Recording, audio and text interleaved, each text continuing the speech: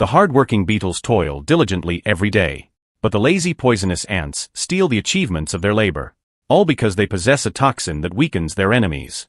Just when the little beetles were on the brink of death, a man bestowed a blessing upon them. Through this, the beetles evolved, completely turning the tide of battle, and thus the man became their deity.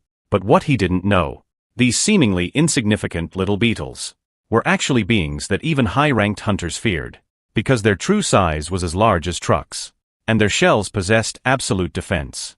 The man's name was Ujiha. In this world where everyone could awaken as a hunter, but he had no skills. While others could enter dungeons and make fortunes, he could only maintain a small grocery store for a living. 5 years had passed since the awakening ceremony. Apart from gaining the title of laborer, he hadn't received any special abilities, though no one could explain why. Ujiha wasn't discouraged, as this didn't affect his passion for reading ancient texts.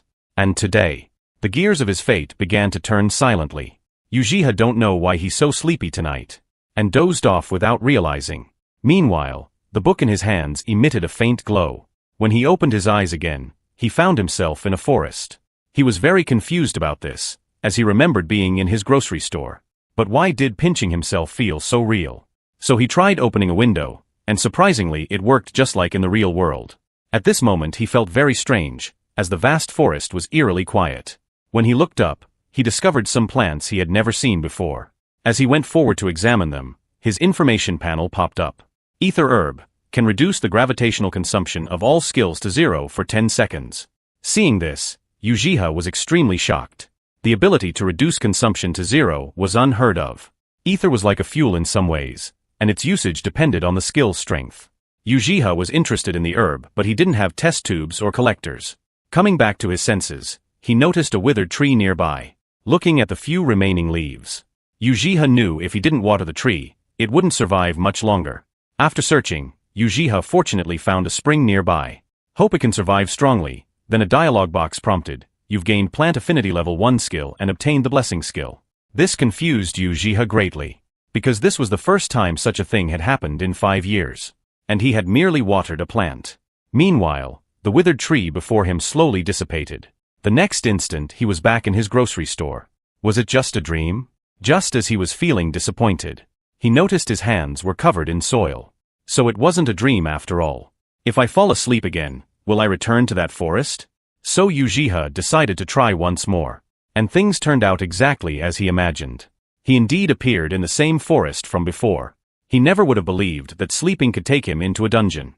Even he himself wouldn't believe it if he told it. Suddenly, he was attracted by a golden apple before him. Level 1 Sun Apple, when combined with Life Potion, increases healing by 20% while reducing duration to 30%. Ujiha had read about this apple in books. It was rare even in high-level dungeons. Unexpected that it could combine with Life Potion to enhance effects. Life Potion was the most commonly used item in dungeons, and very scarce, with only about 10% healing effect. But the Sun Apple not only provided extra healing, but even reduced healing time. Most importantly, there weren't just 1 or 2 here, but an entire forest. If I could take the Sun Apples and Ether Herbs back, I think I could make a potion with incredible effects. Just as Ujiha wanted to put 2 in his pocket, a package suddenly fell from the sky. It turned out to be a storage space bag. Presumably, he could use this bag to take things back to the grocery store. Although Ujiha didn't understand why these things suddenly appeared, he still tried to accept them. Scene change. Ujiha entered the forest again. This time he collected 3 materials: Firestone, Lightstone, and Winter Strawberry. But during this time he hadn't encountered any monsters.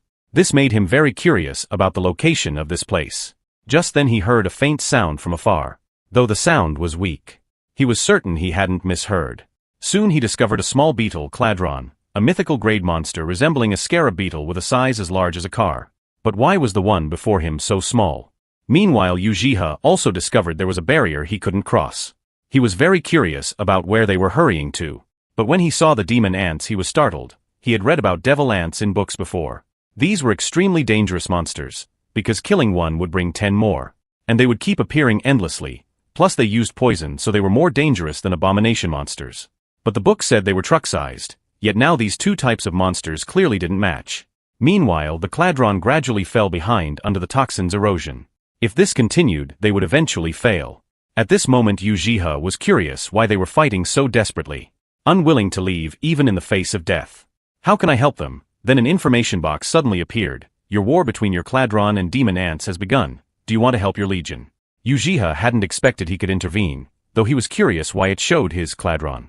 Without time to think more he pressed confirm. Then the information box prompted that he could help them using essence. Seeing this Ujiha understood he couldn't help directly, but could provide this kind of assistance. Then he looked at the light stone in his hand. Let me try this. The laborer is giving blessing to the legion. After receiving the blessing the Cladron's strength was enhanced. They managed to eliminate all the demon ants at once. And they were also thanking Ujiha for his help. In books, Cladron were guardians of the forest, so hunters generally wouldn't attack them. Then they took out many essence gems. But he only chose 10 pieces. Because these were what the Cladron defended with their lives. Meanwhile, the barrier from earlier had also disappeared. He had only planned to stay for a while. But now he wanted to explore further. Scene change. At this moment, a group of hunters were buying potions at the Hunter's Mall, but were told there was no stock left. Meanwhile, a woman slowly walked into the mall. This person was Su Huijin, ranked 12th in the Hunters Guild. And she was also told the potions were sold out. This put her in a dilemma, because she needed to enter a dungeon within half an hour. On the other side, Ujiha used the ether potion and sun apple he brought back and added them to the recovery potion. As the mixture dripped, the special potion was successfully crafted. All skill gravity consumption becomes 0, lasting 14 seconds and recovers 14% of maximum health within 15 seconds, and he gained the alchemy skill as a result. Seeing this Ujiha was startled. He was curious about what this blessing really was. But how should he price something this good? Because who would believe 0 consumption for 14 seconds? Just then Ujiha welcomed his first customer. Su Huijin hurriedly asked if he had any recovery potions. Looking at the potions on the counter, Ujiha wasn't sure about their effects, so he didn't want to sell. But before he could finish speaking, Su Huijin had already grabbed the potion. And he could only pray the potion's effects would be fine. When Su Huijin appeared again she was already hunting monsters. The 2 hunters behind her also felt very relaxed, because they only needed to collect monster cores. Just then they heard Su Huijin tell them to run. It turned out an abomination grade monster had appeared. Usually such monsters wouldn't appear on floor 4. After the previous consumption, Su Huijin clearly couldn't hold out much longer, and she could only place her hopes on this recovery potion. But she hadn't expected this potion to not only lack an unpleasant taste, but to be very delicious, like drinking a refreshing beverage.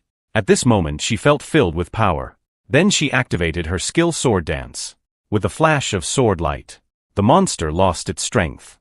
This shocked her greatly, because normally this skill could only last 3 seconds at most, but now it reached 10 seconds.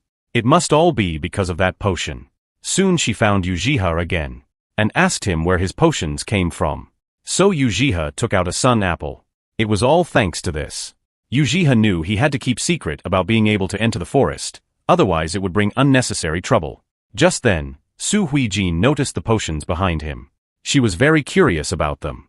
But Ujiha's words startled her, because this potion could increase cold resistance by 30% and last for 40 minutes. And similar potions on the market weren't even half as effective. It turned out that earlier, Ujiha had found some winter strawberries. So he made them into potions. This made Su Huijin even more curious. Seeing Ujiha didn't explain further, she didn't pursue the matter. So she left a stack of cash and took all the potions. After the shop was completely empty, I went back to sleep and entered the forest again. This time I prepared some more materials. Among them were yellow mineral lightstones, light red firestones, but winter strawberries probably needed to find more, because all the potions made were bought. And today I wanted to continue exploring the forest. This place was just too mysterious. As I slowly went deeper, I suddenly heard movement nearby. Slowly looking down, there was an adorable beetle on the ground. The information showed this was a mythical grade monster called Terrachin. The name certainly sounded mythical.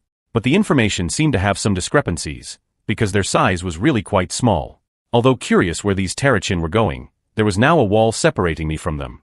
However soon, many demon ants appeared ahead. These were dangerous grade monsters. Now the Terrachin were fighting with the demon ants. I had learned about demon ants in a book before. They were extremely dangerous monsters with a special deadly poison. However, like the Terrachin's information, though described as truck-sized, what I saw now wasn't even as big as my palm. At this moment the struggle within the barrier changed. the Terrachin were actually no match for the demon ants. After being bitten, they had already been poisoned and lost their strength. However, even so, the little Terrachin still wouldn't retreat. I wondered what they were fighting for. If this continued, the Terrachin might be in danger, but with the barrier I couldn't help them. Soon the system finally prompted. The Terrachin are fighting with a forest-invading demon ants. Do you choose to help your Terrachin legion? Seeing above it already indicated the Terrachin were mine. I immediately pressed confirm. But I could only help them by consuming obtained material essence. Above gave 4 different buffs. After thinking quickly for a moment, I then took out 2 essence stones I had obtained, and directly chose the 4th option, Labor's Blessing. After receiving my blessing, all negative effects on the Terrachin began to disappear, and they became even more powerful. The blessed Terrachin were like divinely aided. In just one exchange, they routed the demon ants completely. Soon all these invaders were eliminated. Seeing this, I couldn't help but feel happy for them. The little Terrachin also raised their pincers to celebrate victory. At this time I slowly walked forward, thanking them for protecting the forest. Hearing my voice, the Terrachin made a move that surprised me. Because the Terrachin actually knew it was me who had just helped them, now taking out many essence stones and ether stones to thank me. But I declined. After all, it wasn't easy for them to collect resources. And after helping the Terrachin achieve victory, I also received mineral stones as rewards from the system. Then the barrier ahead slowly shattered. Even the fog disappeared, and now I could see more clearly. Originally, I thought I could go back today. But now I really didn't want to leave, because I really wanted to know what else was inside. Meanwhile, on another side, the high-level members of the Eternal Flame Guild were studying the matter of Su Huijin slaying high-level monsters. The final conclusion was that she had drunk the potion I made. Among them, the guild's chief alchemist, Cui Zhishuan, had already found out about me having sun apples. Hearing this, the woman beside him thought for a moment. She decided to personally visit my shop to see what kind of person I was. And she was the Eternal Flame Guild's president, Che Huayan. But now I was making a fire to warm up because the forest depths were too cold. From where I met the Terrachin to here, there wasn't much difference along the way. The only thing worth noting was the place emitting eerie aura beside me now. Just looking from outside, I understood it must be very dangerous inside, so I didn't go in to investigate. But just as I was preparing to leave, the Terrachin suddenly came to me. They looked somewhat pitiful, holding something I didn't recognize. And the information showed this was fog-chasing flower seed that could disperse the fog in the forest. The Terrachin wanted to give it to me. At this time I noticed one of the largest Terrachin. It turned out he was the general of the beetles. And they had just emerged from the eerie place ahead. Soon the system transmitted the Terrachin's request. It turned out their queen had been kidnapped. Now they wanted me to help them rescue the queen together. After understanding, I immediately pressed confirm. After all, they had protected the forest. However, before that, I wanted to prepare some things, so I told them to go tomorrow. Soon time came to the next day. When I went back, I prepared healing potions and anti-poison potions, and a battle supplement that increased strength. These were all carefully made for the Terrachin. With the enhancement from potions, plus buffs later, victory should be even easier. After they finished eating, the operation to rescue the Terrachin queen thus began. After a while, under the Terrachin's guidance, I saw the demon ant nest ahead. Looks like this was the source of the eerie aura. From my perspective, this ant nest was fully 3 meters high. Soon many Terrachin gathered together. The battle between them and the demon ants was imminent. After getting my potions, the Terrachin clearly succeeded in suppressing the demon ants. Just when I thought there was no need to apply buffs, an accident still occurred. The Terrachin were hit by poison liquid falling from above. Fortunately, the system finally prompted. This time I couldn't give them blessing, but had one chance to strike. Above wrote consuming 3 essence could heavily slam the winged demon ants to the ground. So I began observing upward. Soon found that winged ant. It was a winged demon ant among the demon ants with the ability to release toxins and transmit information. The message board now shows that he wants to gather all the ant legions. Seeing this, I know I must stop the winged demon ant immediately. I then consumed 3 essence stones. The next moment, above the winged demon ant, a giant palm suddenly appeared, and I directly smashed it dead on the ground. Without the winged demon ant, the demon ant army would no longer be able to stop the terrarium's attack. Meanwhile, in the real world, Eternal Flame's guild leader Che Huayan arrived at my shop. Just as she was about to go in to investigate, she found the door was locked, despite the signs showing it was open. Left with no choice, Che Huayan had to ask the cleaning uncle nearby. She learned that I hadn't been opening the shop for business lately. Che Huayan understood that I must have some secrets I couldn't reveal. Back to me, I was staring at my palm. As for the winged demon ant, it was already as dead as could be. The remaining demon ants were frightened to the point of sweating. Combined with the now increasingly fierce terrariums, they immediately fled, not daring to stay here for a moment longer. Only now did this battle finally end, with the terrariums happily cheering around me. Another group of beetles went into the ant nest to rescue their queen, led by the largest terrarium general. After coming to my side, the terrarium queen shakily stood up. Having learned of the situation from her people, she wanted to personally thank me. Seeing this, I gently comforted her, saying that as long as she was safe, I was relieved. I then told her to rest well. Feeling my kindness, the terrarium queen decided to pledge loyalty to me. The system prompted that after signing a contract, I could help them more directly and would receive several item rewards. Seeing this, I agreed immediately. Our relationship wouldn't be master and servant, but rather mutually helpful partners. Soon the terrariums officially became my legion. Just as the signing finished, the previous large terrarium general suddenly began to evolve. After evolution, its body became even larger and stronger, and it became a second-stage warrior terrarium. At this time it suddenly waved its pincers. It turned out it had gathered many rare minerals to thank me. But actually, I only needed some ether stones and essence stones. The terrarium general had also prepared separate gifts for me. One was a wild grape seed, and the other was an unknown fruit tree seed. Though very curious about what it could be, it seems I'll only know what kind of fruit tree it is after it grows. Next, I want to build a small rest house here. Soon time came to the next day. At a certain underground dungeon entrance, some hunters suddenly entered this place. Through long-term investigation, one of the men finally found this demon ant dungeon. As the team continued deeper, they were suddenly shocked by the scene before them.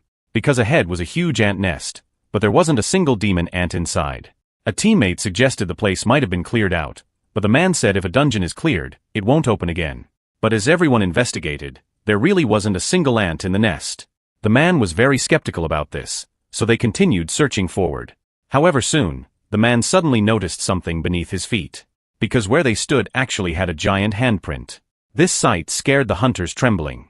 The next second the man took the lead in fleeing, telling everyone that to annihilate all the demon ants. This monster's power must be extremely strong. Staying in this dungeon would be life-threatening.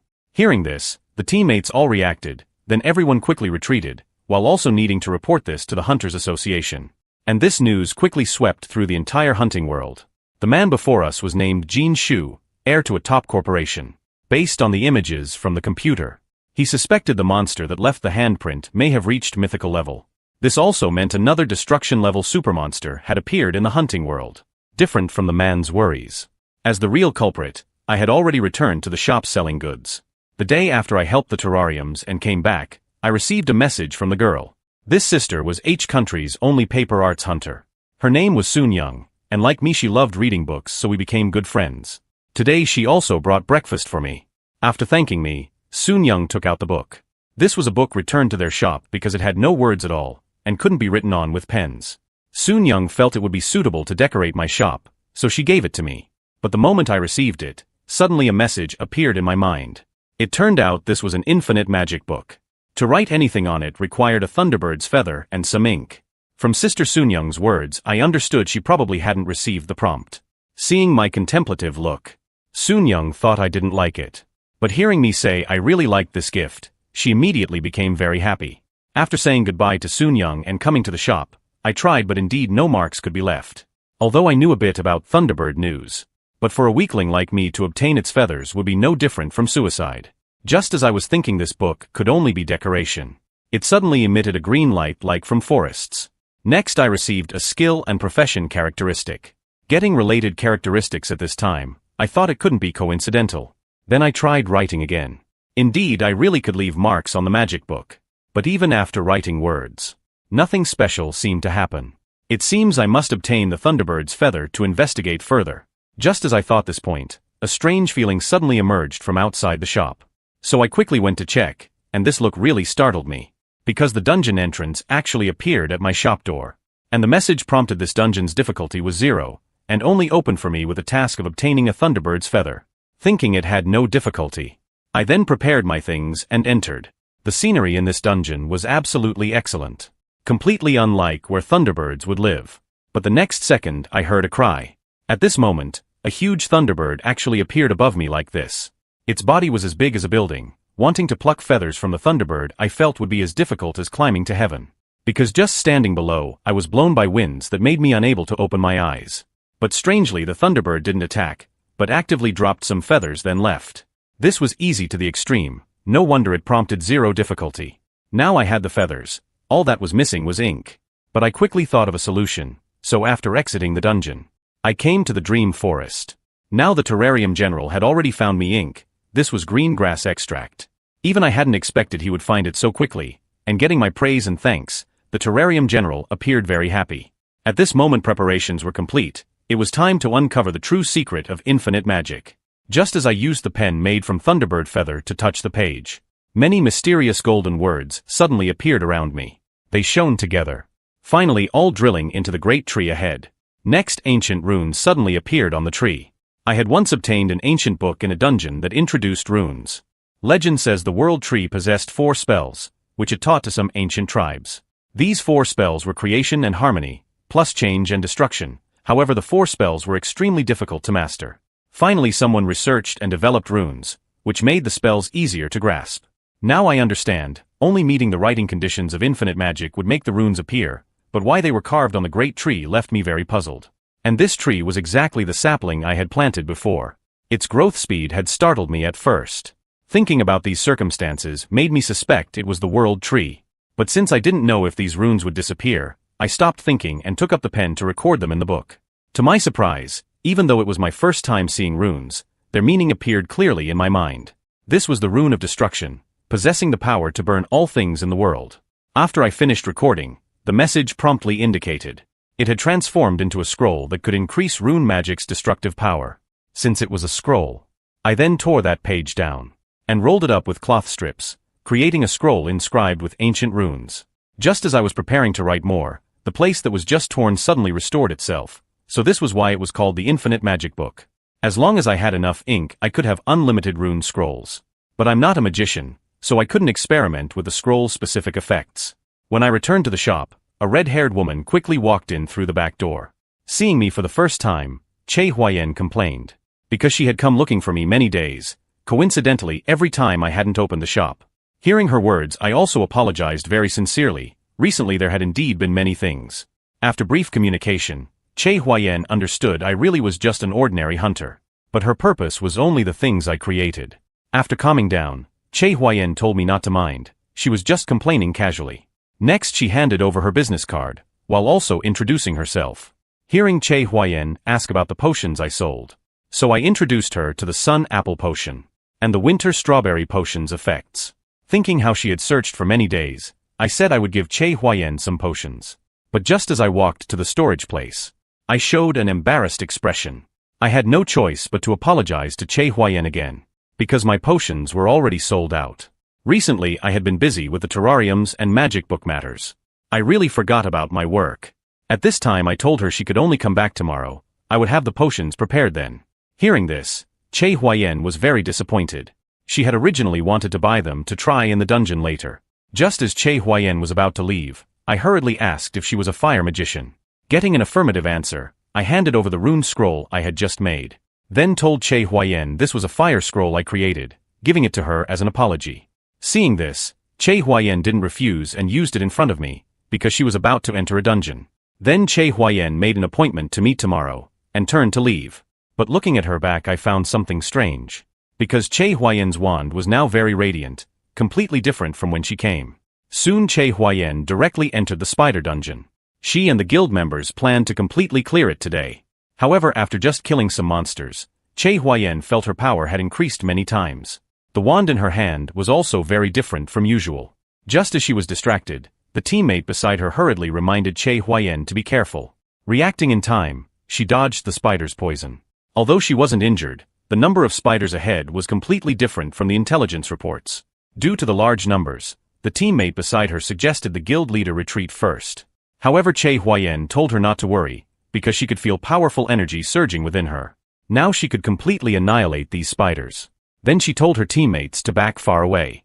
Next, terrifying fire waves suddenly appeared from Che Huayen's wand.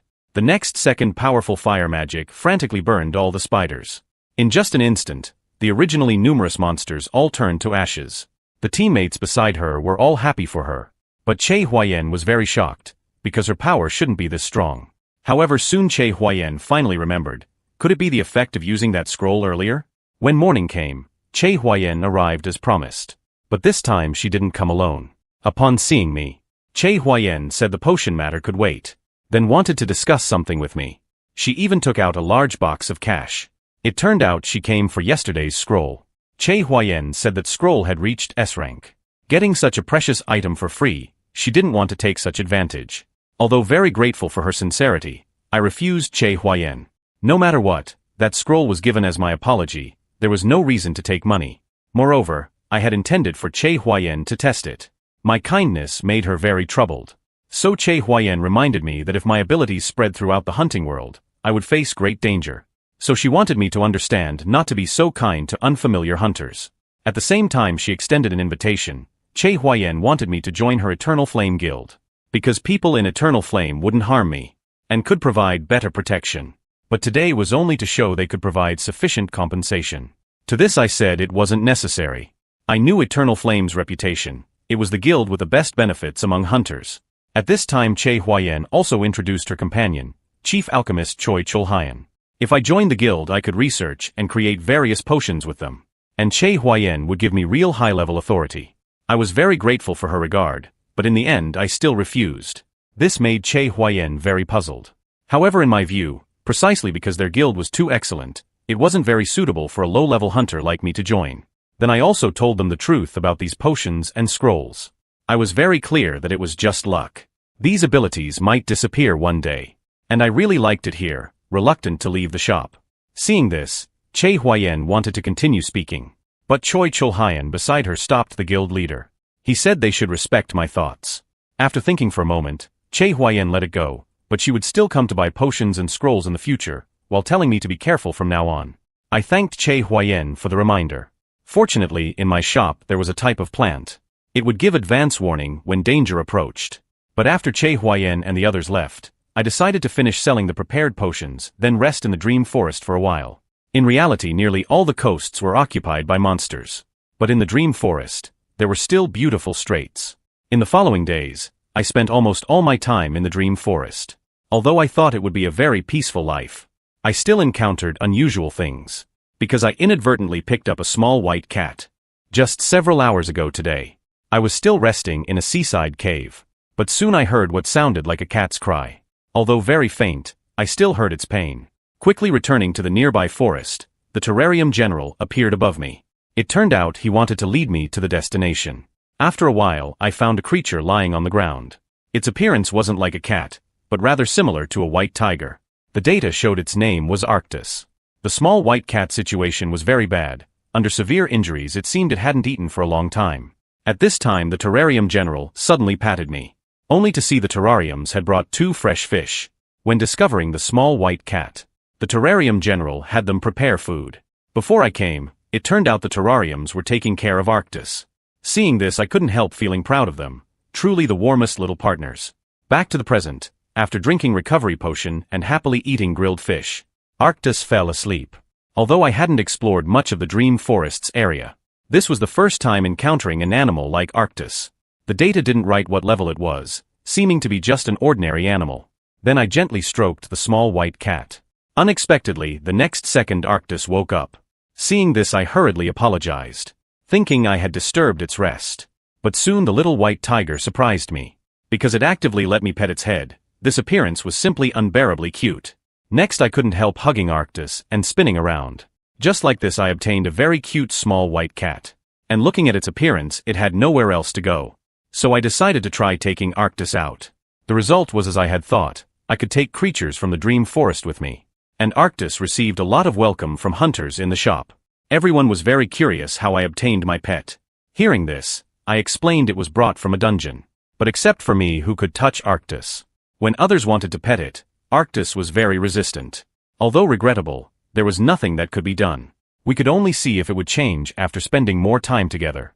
But I definitely wouldn't leave Arctus alone in the shop, because I still believed its origins weren't simple. After some time, Su Huizhen came to my shop. Since I hadn't been around much lately, we hadn't seen each other for many days. Su Huizhen brought me some coffee she bought while passing by.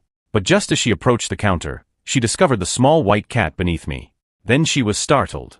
Su Huijian's appearance surprised me somewhat. Who would have thought the famous Sword Queen would actually be afraid of such a small animal? After explaining it was my pet, she calmed down quite a bit. However, when Arctis stood up, it frightened Su Huijian again. To my surprise, it turned out Arctis didn't want Su Huijian to stay away, but rather showed a posture needing to be petted. Seeing this, Su Huijian also understood its meaning, then slowly reached out her hand. To this, Arctis didn't refuse, still looking very enjoying. Only now did Su Huijian stop being afraid. She had mistakenly thought this small white cat was a fierce beast. Next, Su Huijian began chatting casually with me. During this, she mentioned the scroll I gave Che Huayan for free. Su Huijian really hadn't expected I would refuse hundreds of millions in compensation. But it seemed I was just that kind of person, not greedy and not expecting returns, very comfortable to interact with. Perhaps this was also why she kept coming here. But before we could continue chatting, the plant in the shop sent a warning. Next, the city district issued an alert. It was a fourth-stage disaster approaching. The Hunters Association and military were organizing everyone to evacuate quickly. And Su Huijian also hurriedly told me to leave, because it would be very dangerous here next. Following Su Huijian's suggestion, I went with the residents to the shelter. Arriving at the shelter, I comforted Arctis, telling him not to worry. But the next second the ground suddenly transmitted tremors. And Arctis seemed very afraid. Now all I could pray for was that the high-level hunters could block this disaster. Outside the shelter, the 4th-level dungeon had already descended. If a dungeon has no hunters enter to complete missions and clear out the monsters, then it will descend into the real world. 4 low-difficulty dungeons, whether they descend or not isn't a big problem. However, level 4 is completely different, because the monsters that come out will definitely be very powerful. So nearby residents need to evacuate to the closest shelter. The military will also deploy full force, while high-level hunters are responsible for killing the powerful monsters. At this time, Su Huijian's keen perception had already detected the dungeon's monsters were about to come out. Sure enough, the dungeon ahead silently cracked, and many gloomy skeletons crawled out from within. Seeing this, the soldiers received orders, then directly opened fire together. The monsters that just came out were very weak. Artillery fire could eliminate them. After continuing for some time, Jin Shu originally thought the powerful monsters inside wouldn't appear temporarily. But unexpectedly, a giant claw suddenly appeared in the entrance. Next, a huge undead monster crawled out. At this time, Jin Shu's expression instantly changed drastically. Time was urgent. He quickly had the military officer spread word. Give up killing small skeletons. Concentrate all firepower on attacking the monster ahead. Then countless missiles and artillery fully poured onto the undead. However, even stuffing missiles into its mouth. The undead ahead had no injuries at all. This left the hunters and soldiers dumbfounded. But the monster's target wasn't them, but rather sensing an extremely dangerous enemy. So the undead ahead went to seek the source of danger. Initially, Jin Shu thought it was coming for them. But unexpectedly, the undead just passed by them. However, looking back, Jin Shu's heart became more anxious. Because this disaster-level undead's target was actually the shelter ahead. The high-level hunters also discovered this site. Su Huijian was the first to take action. Without any hesitation, she immediately unleashed a full-power secret technique Wild Dance. Che Huayan beside her wasn't idle either, coordinating scroll-enhanced magic to blast the monster. But even after suffering a series of powerful attacks, the undead ahead wouldn't even turn its head, but single-mindedly smashed toward the shelter. Seeing this sight, Su Huijian immediately rushed up. Although Che Huayan said approaching the monster was dangerous, there were too many people in the shelter. She didn't want to abandon all their lives. By now the undead had broken open the protective wall. Soon it locked onto its target among the crowd. The next second the undead's large hand swooped toward me. Just as I thought I was finished, Arctis took a deep breath. Next, a powerful ether blast severely wounded the monster before us. Seeing this, I was stunned for a moment. At the same time, Arctis's voice transmitted into the undead's mind. Lowly demon race, get out of here. Now Arctis's mere roar was like a king's arrival. The undead that had left everyone helpless actually fearfully retreated outside. Seeing this sight, the hunters all understood this was the best opportunity.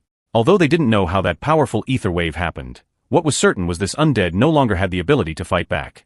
All at once everyone unleashed their ultimate moves.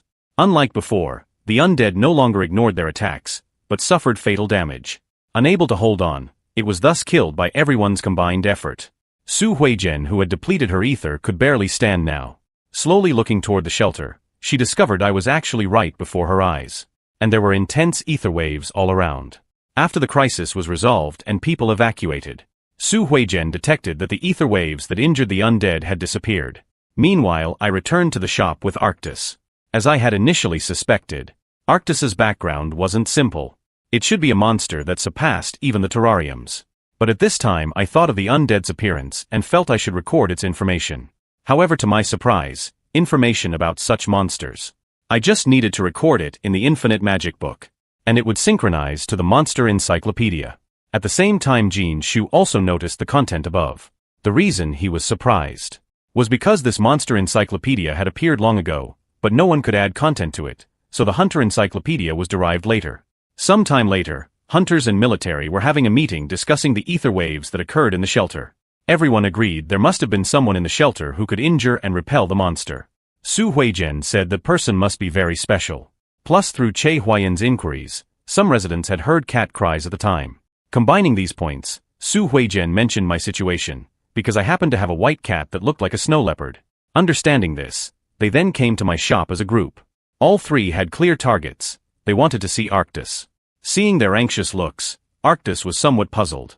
Che Huayan then picked him up directly. I wanted to signal that Che Huayan would get scratched, but she didn't mind, and said it probably wasn't this cat, because Arctis had no ether waves at all. However, the next second, Arctis immediately bit Che Huayan hard. In pain, she had to quickly let go of the cat. At the same time, seeing Arctis scratch even me, Jin Shu said their judgment must be wrong. Then he left smiling. As for Su Huizhen, she didn't leave immediately. She said she would come back. Hearing this, I was of course very welcoming. In the evening, I entered the dream forest. From an ancient book, upon entering the forest, I saw a distant land called Gehenna. There were many races there. They lived surrounding the world tree. And the world tree created some monsters to protect the continent. They were called nature gods. Among them, one nature god beast's characteristics were very similar to Arctis. Seeing this, I understood. The cute cat before me was actually a legendary god beast. Arctis's original form should be a huge snow leopard. So it made sense that it could save me earlier. If Arctis was a nature god, then the great tree in the forest must be the true world tree. It granted me the right to enter this place, like giving me a job. Protecting the terrariums and saving Arctis were probably all the world tree's guidance. Just as I was deep in thought, the ancient tree beneath me again emanated green light. And my profession actually became worker of the world tree. Although I didn't know why it brought me to the dream forest or what tasks it had, I thought the world tree must have its reasons. All I could do was try my best to help it. But suddenly something happened behind me. Looking back, in the valley not far away, evil energy was emanating. Next I heard a voice. The other party wanted to curse all creatures with breath. As for the source of the voice, it was this Lich Elder who wanted to clear all obstacles for the king. Then he summoned many undead skeletons. The Lich Elder's power was at destruction level, belonging to the undead race. This was even stronger than disaster-level monsters. However, in the dream forest, they were hardly bigger than ants. At this time, the world tree gave a prompt. The Lich was corrupting the land and would soon reach my forest. But I couldn't directly intervene, needed to find a way to eliminate them. Below, the old Lich was still continuing to boost morale. Now the undead spirits were getting higher and higher. Although from my perspective, they still looked somewhat cute. But in the real world, I think they must be very terrifying monsters. I wondered why I couldn't just use essence to use the palm. That would easily resolve things. But I immediately understood the Lich belonged to the undead race. If its life source wasn't destroyed, it could revive infinitely. At this time, the world tree issued tasks. First, destroy the Lich's life source. Second, evolve the nearby land. It turned out near the Lich Elder there was actually a castle. But when I noticed the flag hanging on it, it felt very familiar. I had seen it before in a book. This was the flag of an ancient kingdom called Estland. If these undead came from the castle, then they were very likely the people of this country. But regardless, now these undead were corrupting the land, so I had to stop them. Although I couldn't directly intervene, I actually didn't need to worry, because I had a group of trustworthy partners. But at this time the world tree indicated the terrarium army was blocked by huge rocks ahead. Among them only the evolved terrarium general could fly. Fortunately, moving rocks was something I could help them with by consuming one essence. This way the terrariums could also save energy. Soon after clearing the rocks, the terrariums launched a full attack. This time their target was finding the wizard's life source. And the first battle needed to clear the obstacle of undead skeletons. Obviously, they were no match for the terrarium legion. Compared to before, the little terrariums had become much stronger. Seeing soldiers just getting chased into pieces, the Lich Elder was furious. Now the situation had the terrarium army at a great advantage. So the Lich directly raised his staff. An exceptionally powerful magic instantly appeared. The next second the old Lich summoned many black lightning bolts. Next the battling terrariums were all struck. Seeing opponents paralyzed and injured, the Lich Elder immediately ordered skeletons to attack. Just as he wanted to continue casting magic, the Terrarium General immediately stopped the Lich's action, and the golden light emanating from his body was the worker's blessing I timely bestowed. In the struggle with the Terrarium General, the Lich Elder's power was clearly insufficient, even his staff was knocked flying.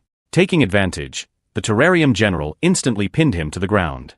Seeing this, the terrariums all rushed forward to restrain the Lich's limbs. Under everyone's combined force, the old Lich's body was immediately crushed. But he didn't mind at all, because with the life source he could come back and fight again. However, the next second the Lich Elder noticed something was wrong.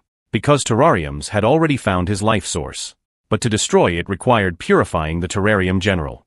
Seeing this, I immediately consumed 5 essence points. Receiving the blessing, the Terrarium General evolved again, now becoming Night-level Terrarium.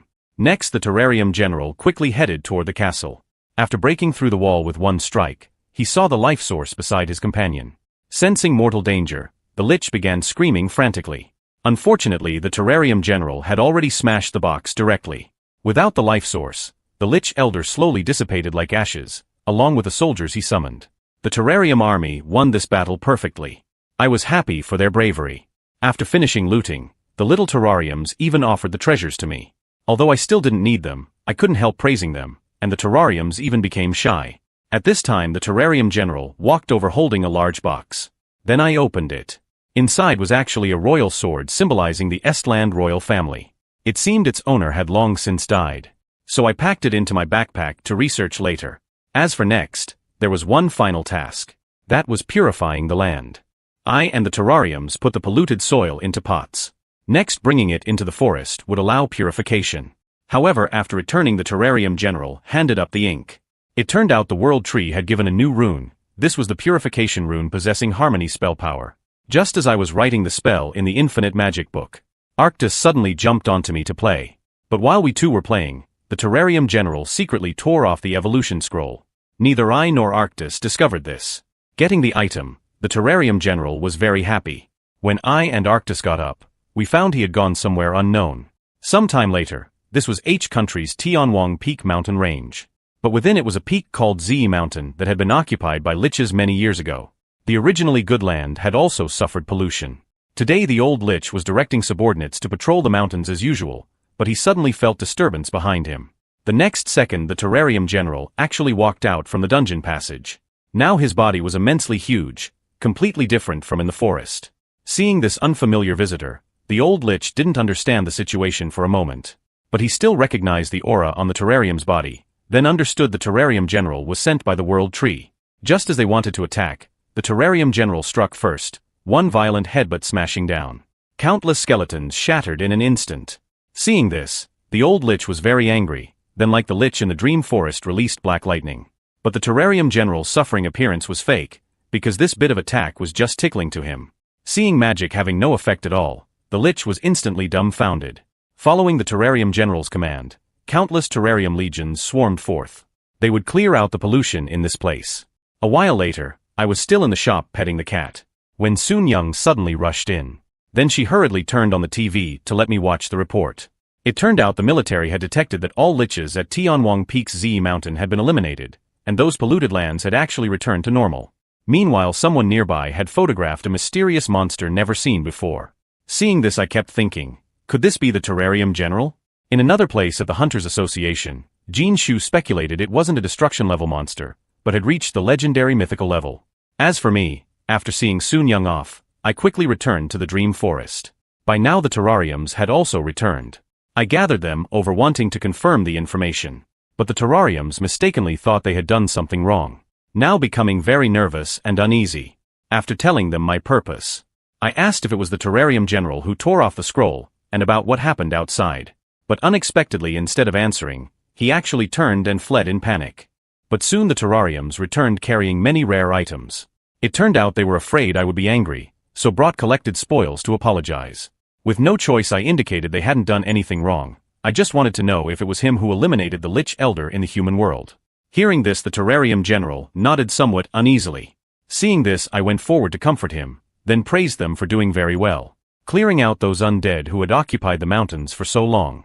However, in the end, the terrarium general insisted on leaving these items. Among them, the largest, ether stone, was left behind after eliminating the Lich Elder. This kind of destruction level ether stone could sell for hundreds of millions. It could be said to be priceless. And Arctus climbed onto my shoulder, then put his paw on the ether stone. Seeing it very eager, I agreed to give it to Arctus. But what I hadn't expected was that Arctus actually directly ate the ether stone. It seemed this was the reason the terrariums collected ether stones. Probably like Arctus, they would eat them to replenish energy. Having given the big ether stone to it to eat, I could use the remaining essence to increase attributes. Although my profession seemed unable to fight monsters, being able to become stronger was still good. After I finished consuming the essence stones and ether stones, Arctus also finished eating the largest ether stone. The next day, I received a call from the Hunter Center. Because a large low-level dungeon had appeared, they needed many logistics personnel to collect resources. Soon I arrived at the gathering place. There were already many logistics personnel like me here.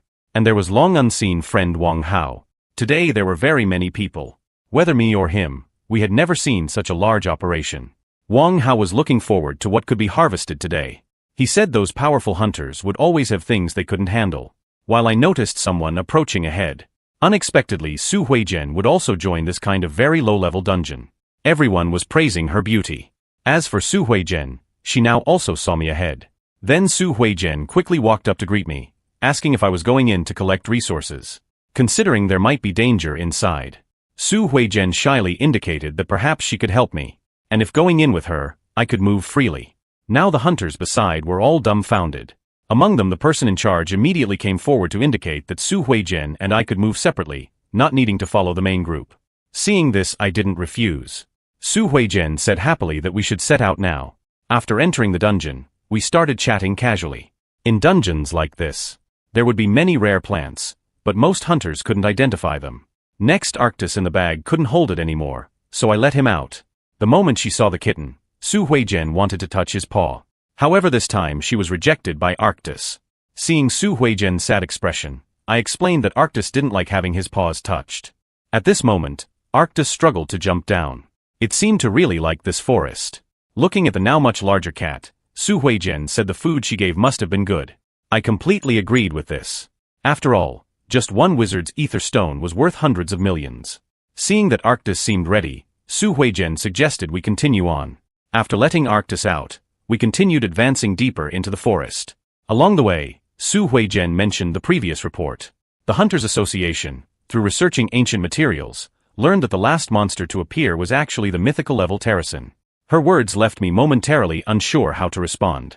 Thinking I didn't believe her, Su Huizhen explained that this was possible. Because not long ago, hunters had personally discovered the handprint of a mythical giant in the Demon Ant underground city. I could only hold back my laughter at this. Su Huizhen probably didn't know.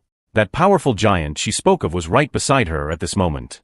However, after experiencing these two events, I understood that everything in the dream forest could be connected to the underground cities in the real world. Just then, Arctus seemed to discover something. Seeing this, I was very puzzled by its vigilant demeanor. While Su Huizhen, sensing danger, told me to step back. She and Arctus slowly moved forward to protect me. The scene ahead was very familiar to Su Huizhen. We could see numerous tree spirits appearing in the distance, along with man-eating flower monsters. Seeing this scene, I noticed that Su Huizhen's body was trembling uncontrollably. It turned out her brother Shenghua had last appeared here. I then slowly looked into the distance, where many decaying auras were emanating. At this moment, the monsters were ready to attack. After drinking a potion, Su Huizhen told me that she would hold off these monsters later, letting me run toward the underground city's exit. Hearing this made me very worried, because these tree spirits were high-level and numerous. Even for Su Huizhen, the probability of victory wasn't high. However, before she could strike first, Arctus beneath us suddenly erupted with powerful ether energy. The next second, it decisively charged forward. Seeing this, the tree spirits not only didn't attack, but sensing the aura, they turned and fled in fear. However, Arctus was very fast, instantly grabbing the arm of a man-eating flower. Then with one bite it directly severed it. And after the man-eating flower's arm shattered, it left behind several seeds. As for Arctus's target, this seemed to be all it wanted. Watching the fleeing monsters, it didn't pursue them. Su Huizhen, who had been on high alert, truly hadn't expected Arctus to be so formidable. Having obtained what it needed, Arctis now brought it before me, then quickly wagging its tail, understanding its meaning. I reached out to take the seeds. Arctis wanted me to plant them in the dream forest. Beside us, Su Huijian still hadn't recovered. The notoriously fierce man-eating flowers actually fled at the sight of a cat. And now what lay before us was this eerie place ahead. Su Huijian wanted me and Arctis to go back even though there was danger inside. But now that there were finally traces of her brother, she didn't want to leave. Hearing this, I handed her a sun apple potion, then expressed that I wanted to go in with her, because no matter how dangerous it was inside, I believed she would protect us. Seeing this, Su Huijian definitively took the potion, and so we set off ahead once again. By evening, we finally saw something different. At the foot of the mountain not far away was an unusual cave entrance. I thought perhaps inside would hold the answers Su Huijian sought. After reaching the cave entrance, the inside was still quite dark. So I took out a torch. Not long after walking in, Su Huijian discovered something. On the stone wall near her was blood that had congealed long ago. Seeing this, we followed the blood trail deeper inside. However, seeing the items on the ground, Su Huijian's expression instantly changed dramatically. Because this equipment was what her brother had worn. Looking at the blood-stained armor, Su Huijian had already lost all composure. She picked up Shenghua's equipment, unable to stop crying. I quickly consoled her, saying these items could prove Shenghua was still alive. He likely took off his equipment to heal here before leaving. Hearing this, Su Huijian tearfully sought confirmation from me. I again firmly stated her brother wasn't hurt. At this time, Arctis seemed to smell something. Then it pulled out a glowing sphere from the armor. The message indicated it was a symbiotic creature's egg. And it looked very familiar to me. I seemed to have seen it in a book somewhere. I'd need to check the materials when we got back. Arctis now had a proud expression. Seeing this, I patted its head, praising it for doing well. After being comforted, Su Huijian also calmed down. Having found traces of her brother made her very happy, and it was now time to head back. Outside, Su Huijian thanked me profusely. She said after meeting me, her luck and mood always seemed to improve. Hearing this made me somewhat shy from the praise. At parting, Su Huijian told me to definitely ask for her help if I needed anything, and told me not to be polite about it. But seeing Su Huijian hold my hand, Arctis wanted to reach out its paw to separate us. But the next second Su Huijian also thanked it. Today Arctis had saved her from a deadly battle. After reaching the exit, I parted ways with Su Huijian. At this moment what I wanted most was to go home and look up information about this symbiotic egg. But unfortunately, after searching the shop for a long time, I couldn't find any relevant materials. Tired from the day, I then prepared to enter the dream forest. Perhaps the Terracins would know something. After entering the forest, all the fatigue seemed to disappear. But when I turned around, I was startled. Because the world tree had grown much larger. What surprised me more was that it had produced world tree fruits. The Terracins now came to greet me. Arctis was still playfully teasing the Terracin general. While I took out the symbiotic egg, then asked the Terracin general if it knew what this was. Unexpectedly, it actually did know. At the same time it suggested I could give the symbiotic egg to the queen to hatch. After getting the item, they hurriedly prepared to take it to the queen. Seeing this made me very happy, because they were still as reliable as ever. A short while later, the Terracin queen was still eating. She needed to prepare for laying eggs. At this time, the Terracin general finally brought the symbiotic egg before her. After explaining their purpose, the little queen agreed, and they had even prepared many ether stones. After placing this symbiotic egg together with the ether stones, the Terracin queen began the hatching ritual. After some time passed, I was now playing with Arctis. But the commotion from the world tree startled us greatly.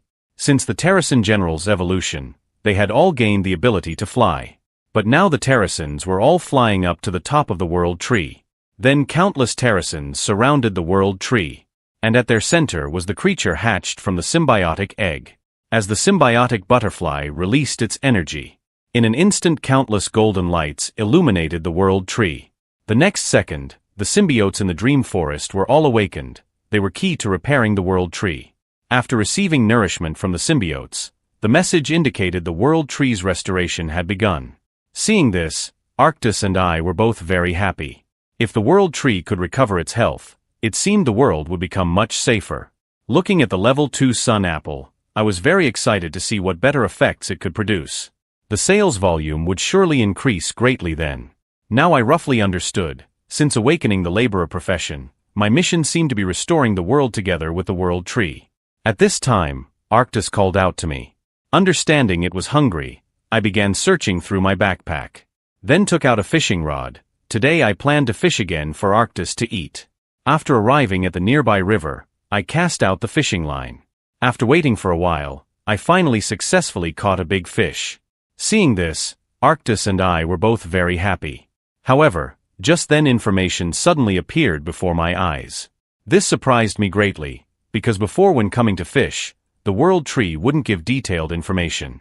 To confirm whether I had gained the identification skill, I quickly took out the bag I had obtained earlier. As I had thought, the world tree's blessing had given me the ability to see detailed information about items. Now it clearly indicated this was a space bag. With this, I could write information about the potions I made in the future, since the world tree would only reveal the effects of precious potions. Thinking of this, I instantly became motivated. Since mastering alchemy, I had made many potions. But due to not knowing their specific effects, I hadn't sold very many. Rushing back to the shop, I announced I was selling premium magic potions. Soon the shop was filled with hunters waiting in line. Arctus was responsible for giving everyone queue numbers. But to ensure everyone could buy some, I limited the quantity. Each person could only purchase up to 3 bottles. Today I was selling paralysis potions and health potions. Their effects far surpassed other shops. They tasted good, and were cheap. The hunters who made it into the shop each bought the full 3 bottles. Just as I was calling the next person, I didn't expect the arrival to be my friend Sunning. Coming to the counter, she teased that now she needed to wait in line to see me. Casually picking up one of the potions, Sunning still couldn't believe it. These potions' effects were truly too good. So she said she wanted to buy 1 more bottle, but I firmly rejected her on the spot, treating everyone equally. But I said I had a gift for Sunning. This was my newest crafted scroll. Its effect was to bring good luck, and could be used as a protective charm. The world tree's restoration had granted new rune power, a scroll of transformation magic with the power of wishes. Though it was the first time using it, I thought nothing should go wrong. After hearing my explanation, Sunning happily accepted it. The next day, Sunning followed her teammates into the underground city. But when one of her teammates was fighting, they accidentally knocked a monster flying towards Sunning's head, instantly knocking her out. When Sunning got up, the Wish Scroll's effect had secretly activated, because its trigger condition was to first encounter misfortune, after which the probability of obtaining special items would greatly increase. The next second the underground city suddenly shook violently. Then the ground completely collapsed, and Sunning and the others fell down. Fortunately, the hunter's skills were good. Except for Sunning getting hurt from the fall, everyone else was fine. At this time, to see the situation around them, the team's mage cast a spell. After light filled the underground space, they finally discovered there were many rare pieces of equipment inside. And Sunning had found an ancient book. This was something she had always wanted, because it was the diary of the Black Lion Knights. As for the Black Lion Knights, they belonged to the Estland Kingdom. Sunning had learned about this knight order before, but hadn't expected to obtain their diary today.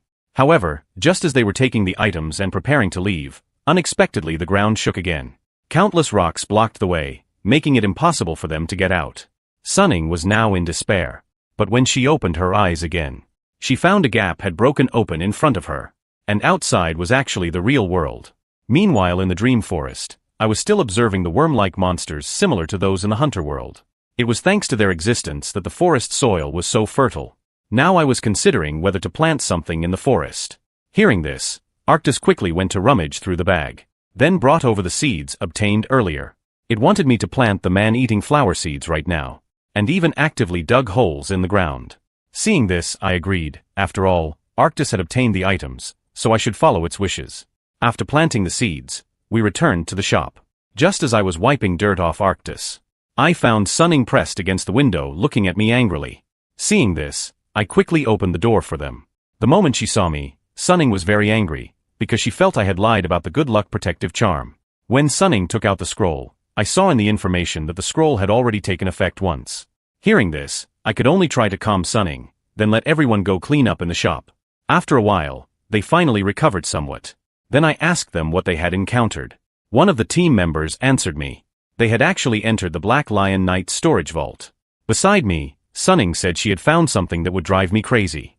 Then took out the ancient diary she had obtained. Opening it, the words written inside Sunning couldn't read. But I had studied related texts. Seeing that I could actually read this book. Sunning also took out a map, asking if I knew what it was. And the message gave the information. The map was actually about the Gehenna continent. This really shocked me. It clearly recorded where monsters lived and how to reach their underground cities. With this, I could verify the connection between the Dream Forest and the real world's underground cities. So I quickly grabbed Sunning's hands, requesting her to give me the map and diary. In exchange, they could take all the potions in the shop. Looking at the glowing potions, Sunning was instantly tempted. And her teammates were even happier. Then Sunning and the others agreed to trade with me. After all, they couldn't see the contents of the diary and map.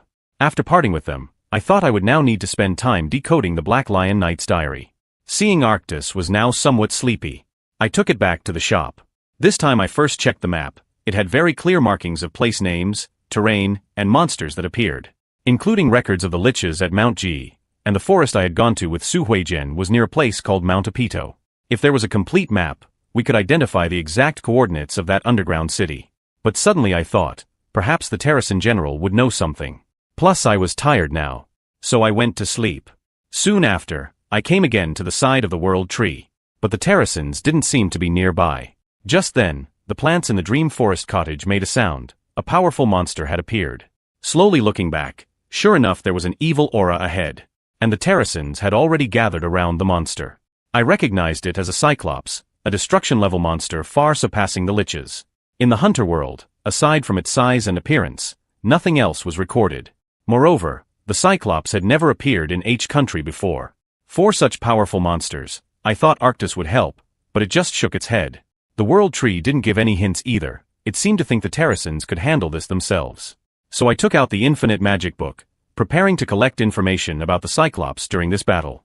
Now the Terrasen General and others all charged forward holding wooden shields. Seeing this, the Cyclops immediately swung its club, just as the Terrasen General dodged. Terrifying ether energy emerged from its eye. The next second, a black death ray suddenly shot out. The Terrasen General who hadn't dodged was now wounded. But it wasn't scared by this, instead turning to relay information to its companions. At the Terrasen General's direction, its companions brought over a large piece of ether stone. Then the Terrasen General swung its pincers, cutting the ether stone into shield-sized pieces. I didn't understand what they meant to do.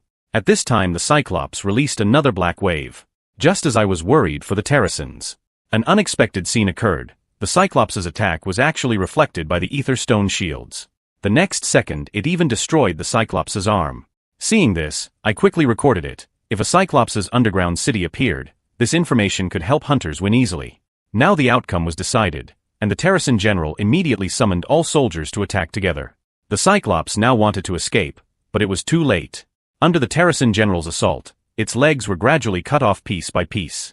Then it lost balance and fell to the ground. After completely defeating the Cyclops, the Terrasens flew before me, then all bowed. Seeing this made me proud of them, and Arctis was very happy too. I also took out food the Terrasens liked from my backpack, along with some essence stones as rewards for them. But suddenly an email appeared. Opening it, I saw I had received several hundred essence points. This was because just now, strategy information for the Cyclops had appeared in the Monster Encyclopedia, posted by an author called Vijay. Che Huiyen saw it only cost 10 essence points to read the information, so she decisively clicked to view. After all, 10 essence points were very easy to collect in the underground city. It had very clearly written all kinds of information about the Cyclops. But when Che Huiyen got to the most crucial part, she suddenly found that viewing the final strategy required paying another 10 essence points. By the next day, Jin Shu had just gotten off the car, when he found countless hunters gathered at the Hunters Association entrance. At this time, the assistant remembered and took out a phone to show Jin Shu. It turned out yesterday there was a paid article about Cyclops strategy. And amazingly, everyone who had read it gained an attack buff against Cyclops. Plus now a Cyclops underground city had appeared, so many hunters were already prepared to tackle it. But such a large-scale hunter operation made the association's higher-ups very worried. To ensure this operation's safety, they gathered many high-level hunters to participate. And they all formed teams according to the strategy's content. Each team would have one support with an ether stone shield. Che Huiyen and Su Huijian were among them. After entering the underground city, Che Huayan could barely contain her excitement. The moment it saw enemies, the Cyclops decisively released its skill, but it was deflected by the ether stone material shield. Then Su Huizhen also cut off its legs. Finally Che Huayan delivered the finishing blow.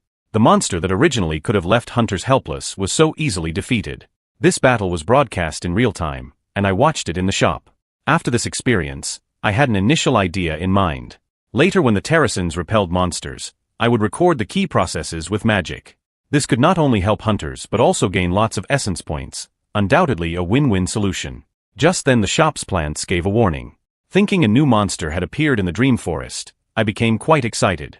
But this time when Arctis and I entered the forest, we found we weren't beside the world tree, but in the dream forest's great sea. Sensing my aura, soon the Terracins rushed over. After we regrouped, the world tree finally gave a hint. Apparently a being called the World Devourer needed my help. Then I looked around, but couldn't find who needed help. The strong Terracin general pointed down. But just as I lowered my head, I was suddenly sprayed with water. Arctis, uncomfortable all over, quickly shook off the water.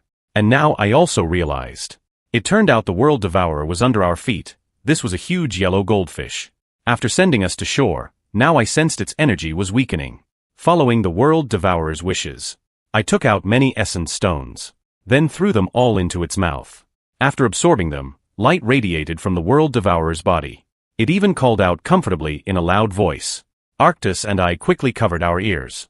But because the energy it released was too powerful, Arctis and I passed out for a moment. When I woke up, the world tree indicated that with my help the World Devourer had returned to its original form. So I got up to check, but unexpectedly that monster that had been incredibly huge even in the dream forest had become a tiny yellow goldfish. Its true name was World Whale. Such an adorable form instantly made me want to hug it. Seeing how much I liked the World Whale, Arctis on shore was absolutely furious. Watching the World Whale swim away, I was very happy to have helped it. Those essence points were well spent. Though Arctis's anger made me quite helpless. Just then the World Whale actually swam back. Then stirred up a huge splash. I originally thought it was playing. But unexpectedly when the waves receded, many seafood appeared on the beach. It turned out this was the World Whale bringing some food to repay me. Seeing this made me very grateful to it, and Arctis also went from angry to happy after eating fish. After delivering the food, the World Whale parted ways with me. But I still looked forward to seeing it again. Several days later, a new crisis appeared in the real world. A powerful monster launched an attack along the coast. It was a gigantic kraken. The planes that had been scouting above were all knocked down by its tentacles. Just as the soldiers on the shore were fleeing in panic, someone discovered an even larger shadow had appeared behind the kraken. The kraken tried to escape.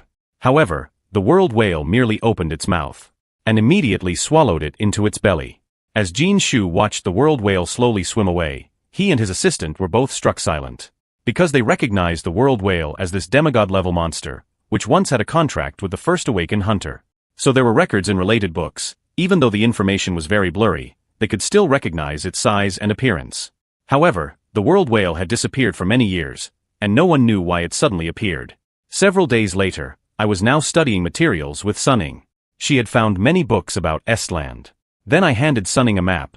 This was a rough map of Estland that I had made after collecting information. But what surprised Sunning was that even with the diary, it shouldn't be this clear. The map's descriptions were as if I had walked there myself. I have to say she guessed quite right, but it wasn't me who had walked there, but rather the Terracin general and the others. I was able to roughly reconstruct the map based on the Gehenna continent, the diary, and the Terracin's experiences. If we could find information about Estland's regions in the materials, perhaps we could truly understand the complete picture of this ancient empire. Sunning was very curious why I was so passionate about restoring the map. Hearing this, I said it should be helpful to someone.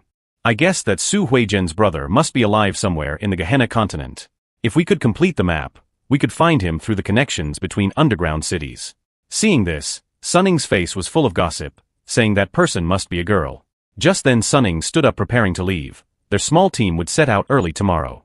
Before leaving, I told them they could come to the shop tomorrow for resistance potions, which should be very helpful. Thankfully Sunning helped me collect information today, so the organizing went very quickly. Plus I had obtained a new rune earlier. With the power of transformation magic, the tracking scroll only needed one to think hard about someone.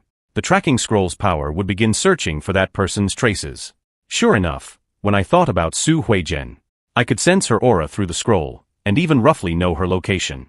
After confirming the tracking scroll's effect, I was very happy it worked far better than I had imagined. Seeing my expression, Arctus's mood also improved. Then it pounced on me. Seeing this, I said we would go eat in the dream forest now. Soon after, Arctus and I came to the forest. Compared to before, the water was now much clearer. This seemed to be the world whale's achievement. Its title of devourer came from devouring those harmful creatures or substances that polluted the ocean. And after the world tree started on the path of restoration, the forest's plants grew every day. Now the sun apples were level 3. Walking a bit further, we met up with the Terracins. Today, because I had been reading too long, I made them wait a while. At this time the Terracins also showed today's harvest. They had picked some of the world tree's fruit. After this period of interaction, my bond with the Terracins had grown increasingly strong. Then the Terracin general used its pincers to gesture for me to look above. Seeing it kept pointing at the world tree, I understood. The Terracin general meant for me to climb up. But obviously, compared to the Terracin general and Arctus, I wasn't good at climbing trees. Fortunately, the world tree had many branches to rest on, and soon I climbed to a high enough position. Looking down from up high were endless mountains and basins. And I finally understood that outside the dream forest was actually the Gehenna continent. I wanted to look more, but unexpectedly Arctus's stomach suddenly growled. So I said I would go down and prepare food for it, but I hadn't noticed that Arctus seemed to sense something. When preparing to go down, I just remembered climbing down wasn't easy either. But just as I started moving, many vines grew from below. Then a tree spirit suddenly appeared and tied me up. Looking at its horrifying smile. For a moment my soul nearly fled in terror as I loudly called to the Terracin general for help. But unexpectedly this tree spirit didn't seem to want to eat me. It actually used its head as a foothold for me. With the tree spirit's help, I also safely landed on the ground. And I recognized it should be the seed I had planted. Then I quickly thanked the tree spirit for helping me down. It turned out they were usually just a kind of adorable plant that liked to cling to people. After eating, I first checked the geographical location. According to the map, Mount Apito was directly ahead, and Estland's people had fled there. Combined with information collected by the Terracins, the dungeon where traces of Su Huijian's brother were found was by the Telephones River in southern Estland Kingdom. This river would flow past Mount Apito, but I couldn't see this river now. As for Su Huijian's brother, it seemed he must have left traces near the river after crossing Mount Apito.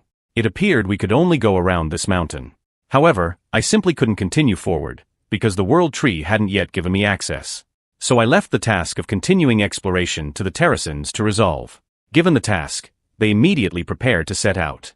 And just as I was about to turn and call Arctus, I found it had already disappeared. No matter how much I searched and called in the forest, there was simply no response. Just as I was puzzled, the tree spirit pointed me in the direction Arctus had gone. But that area was exactly where I couldn't go.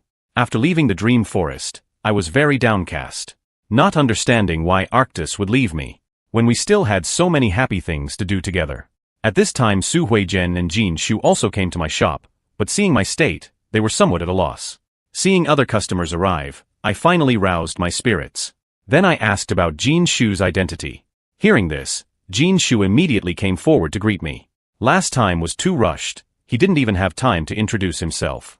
And Jin Shu's true identity was one of the managers of the Hunters Association. This visit was specifically to see me.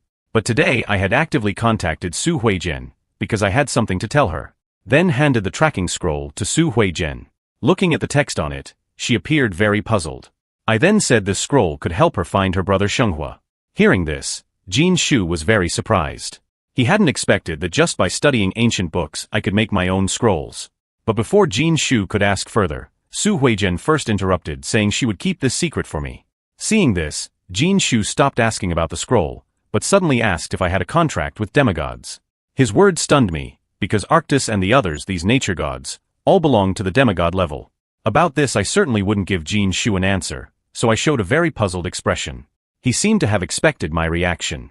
Then Jin Shu told me he didn't care what abilities I possessed. The main thing was to let me know I had now become an important figure in the hunter world.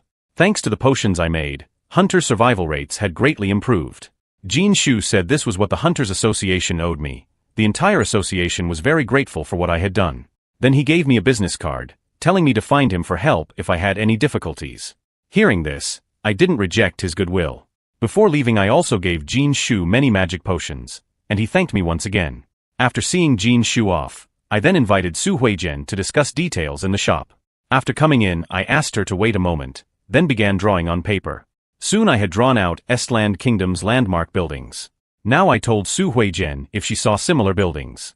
She could use the scroll while thinking about her brother. If he was nearby, the scroll would lead her to him. Seeing this, Su Huijian was very moved. She hadn't expected such gains today. Receiving my help again, Su Huijian said she would definitely help if needed. She had already received too much assistance. And now she finally noticed Arctis wasn't in the shop. About this I sadly said it had run away. Meanwhile in the dream forest, Arctis had been running for a long time. When approaching its destination, it changed back to its original form. Now Arctis's whole body radiated coldness. Then stared intently at the situation below the cliff. And right below where it stood, a group of goblins had chained up a huge grey wolf. But this wolf's true name was Grawl the Howler of Divine Will. Like Arctis, it belonged to the nature gods. But faced with these weak monsters, Grawl didn't resist, because it was atoning for its mistakes. However, at this time the goblins sensed something was wrong. Arctis had somehow appeared behind them. For these evil monsters, Arctis didn't care at all.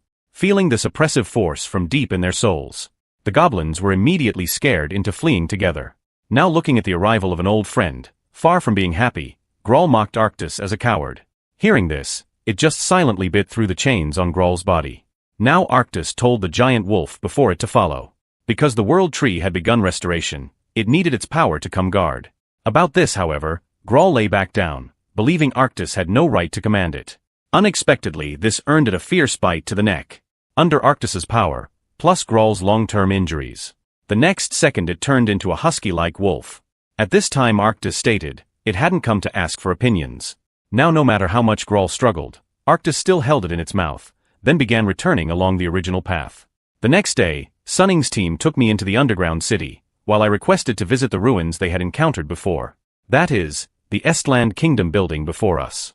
Through reading the diary, I learned the Black Lion Knights had secretly led the people away from the battlefield, so I guess there must be secret passages in the city. Hearing this, Sunning was also very interested. The teammate beside her hoped there would be treasure inside. But at this time I noticed the longsword behind him. Through the identification skill I said this sword was very good. After stating the detailed effects and stat increases, regarding the point about increasing team attack by 7%, I said this sword was incredibly rare. Seeing this, they were all very surprised how I could know the sword's attributes.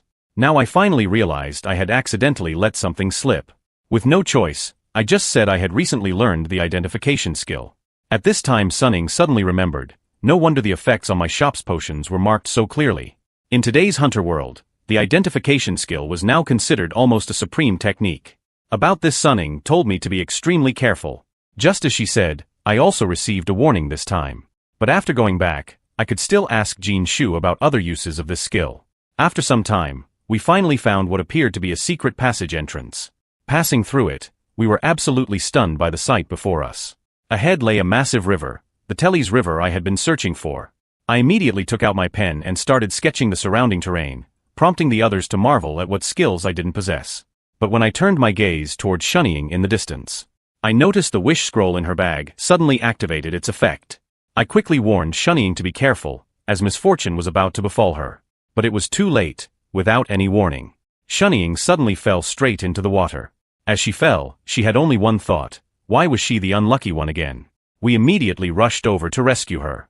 Being the first to arrive, I jumped into the water without hesitation, then slowly swam toward Shunnying. However, I failed to notice a creature that suddenly appeared behind me. Looking back, I was surprised to find the world whale here of all places. Thanks to its help, Shunnying and I easily surfaced. After getting Shunnying back onto solid ground, I went to thank the world whale, which had now shrunk its massive form. But while I was communicating with the world whale, Shunnying and the others seemed to make a new discovery. There on the forest floor by the shore, they found some mysterious drawings. Looking at the markings, I recognized them as traces left by General Terraquin and their group. The Golden Kuan, a divine beast capable of swallowing the world, turns out to be just an adorable little whale. With just a few pieces of gold ore, I gained the sincerest friendship of this little whale. When Sun Young accidentally fell into the rushing river, thankfully, he stepped in to help. Now Sun Young complains about her bad luck. But her teammates think she's actually quite fortunate. As it turns out, Sun Young found a craftsman's medal in the river. Its effect is to increase the holder's hand skills by 10%. Hearing this, Soon Young tears off a piece of paper to try it out. Sure enough, with a boost, her paper folding speed increased significantly. Seeing this, I comment that this item suits Soon Young perfectly. Now that the dungeon is about to close, the captain suggests we can head out. Today's gains have been plentiful. The magic circles left behind by the Terrakin being one of them. If we can uncover the secret of the magic circle's teleportation, we'll understand how the Terrakin travel between the real world and the Gehenna continent. After returning to the shop, I habitually greet Arctus. Though obviously, the cute cat is nowhere to be seen. But I firmly believe Arctus will return soon. I then enter the Dream Forest, preparing to start today's work. However, the Terrakin generals seem to be absent. Just then, movement comes from the nearby bushes. It's the missing Arctus returning, with a puppy in its mouth. I'm overjoyed to see this. In just one day away, it's grown so much. After taking the puppy from Arctus's mouth, the World Tree sends a prompt, asking if I want to heal Glor, the messenger of the gods. To this, I immediately press confirm. Then, the World Tree's power slowly enters the puppy's body.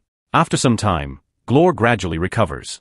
Upon seeing me, he appears confused at first, then shows an angry expression the next moment.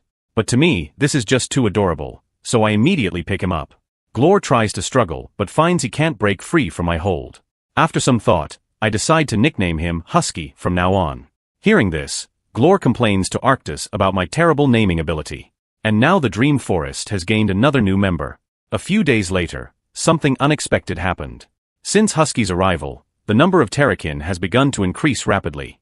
This must be the special effect brought by the demigod status. Not only increasing affinity with animals but also boosting population growth and movement speed. Moreover, the Terrakin grow stronger alongside Husky. With Glor's joining, the Terrakin Legion has become unstoppable. Clearing the Apito Mountains seems just a matter of time. Today they brought countless rare ores again. I immediately took out some tasty dumplings to reward Husky. But unexpectedly, Arctus snatched them away in an instant. Enraged, Husky immediately started fighting with the cat. Thankfully, I stopped them in time, though Husky is still angry, feeling that Arctus bullies him too much.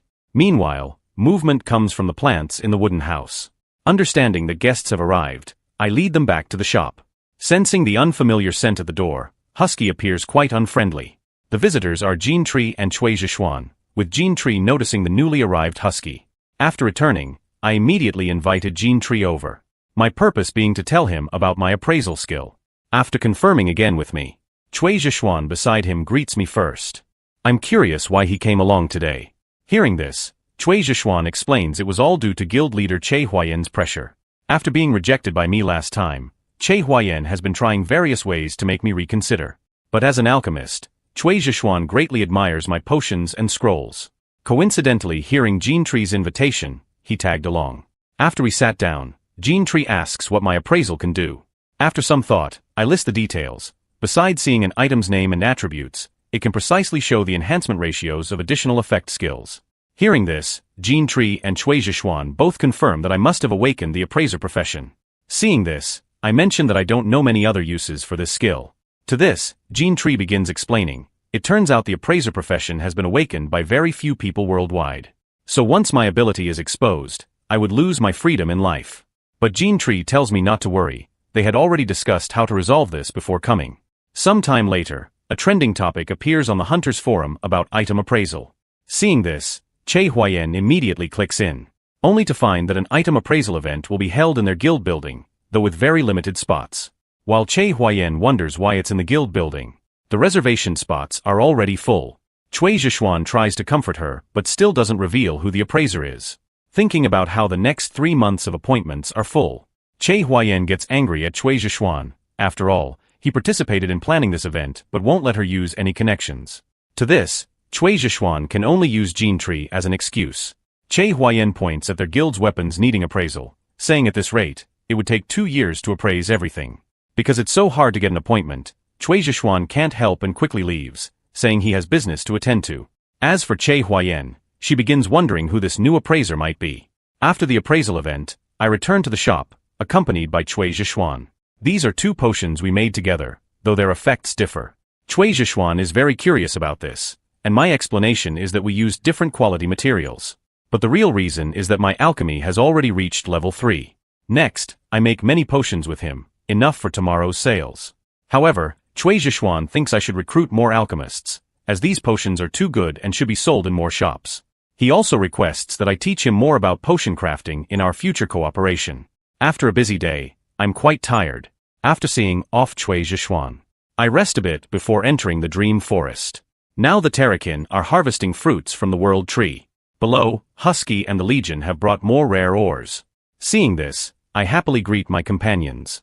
Hearing my arrival, Arctis and Husky both pounce on me, though they always like to fight when together.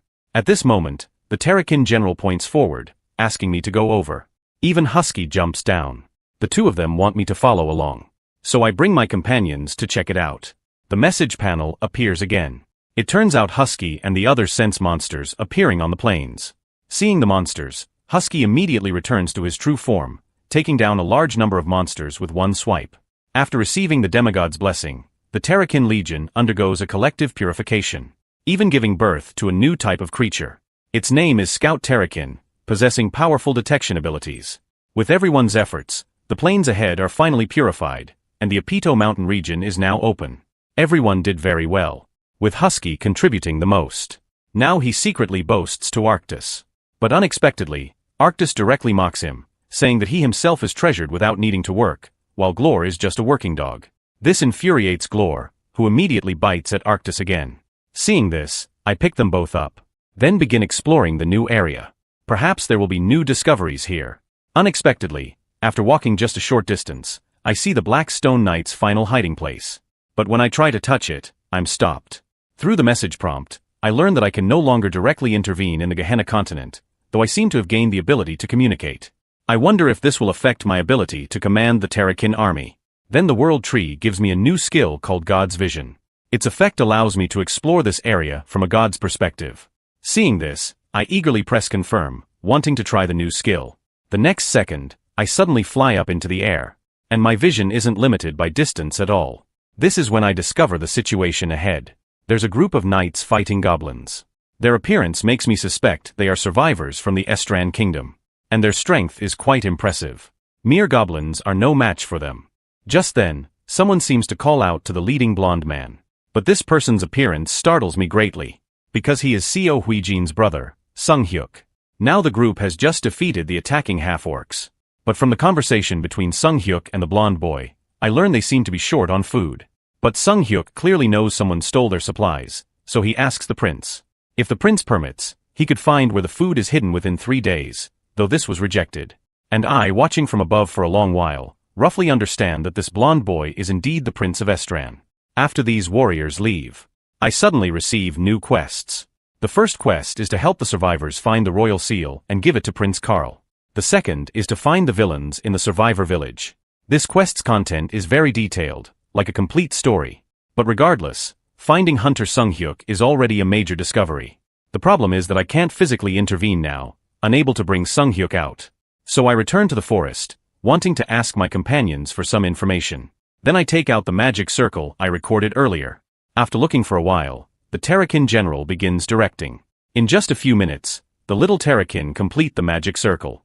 Then the Terrakin general takes out rare ore, and immediately activates its energy.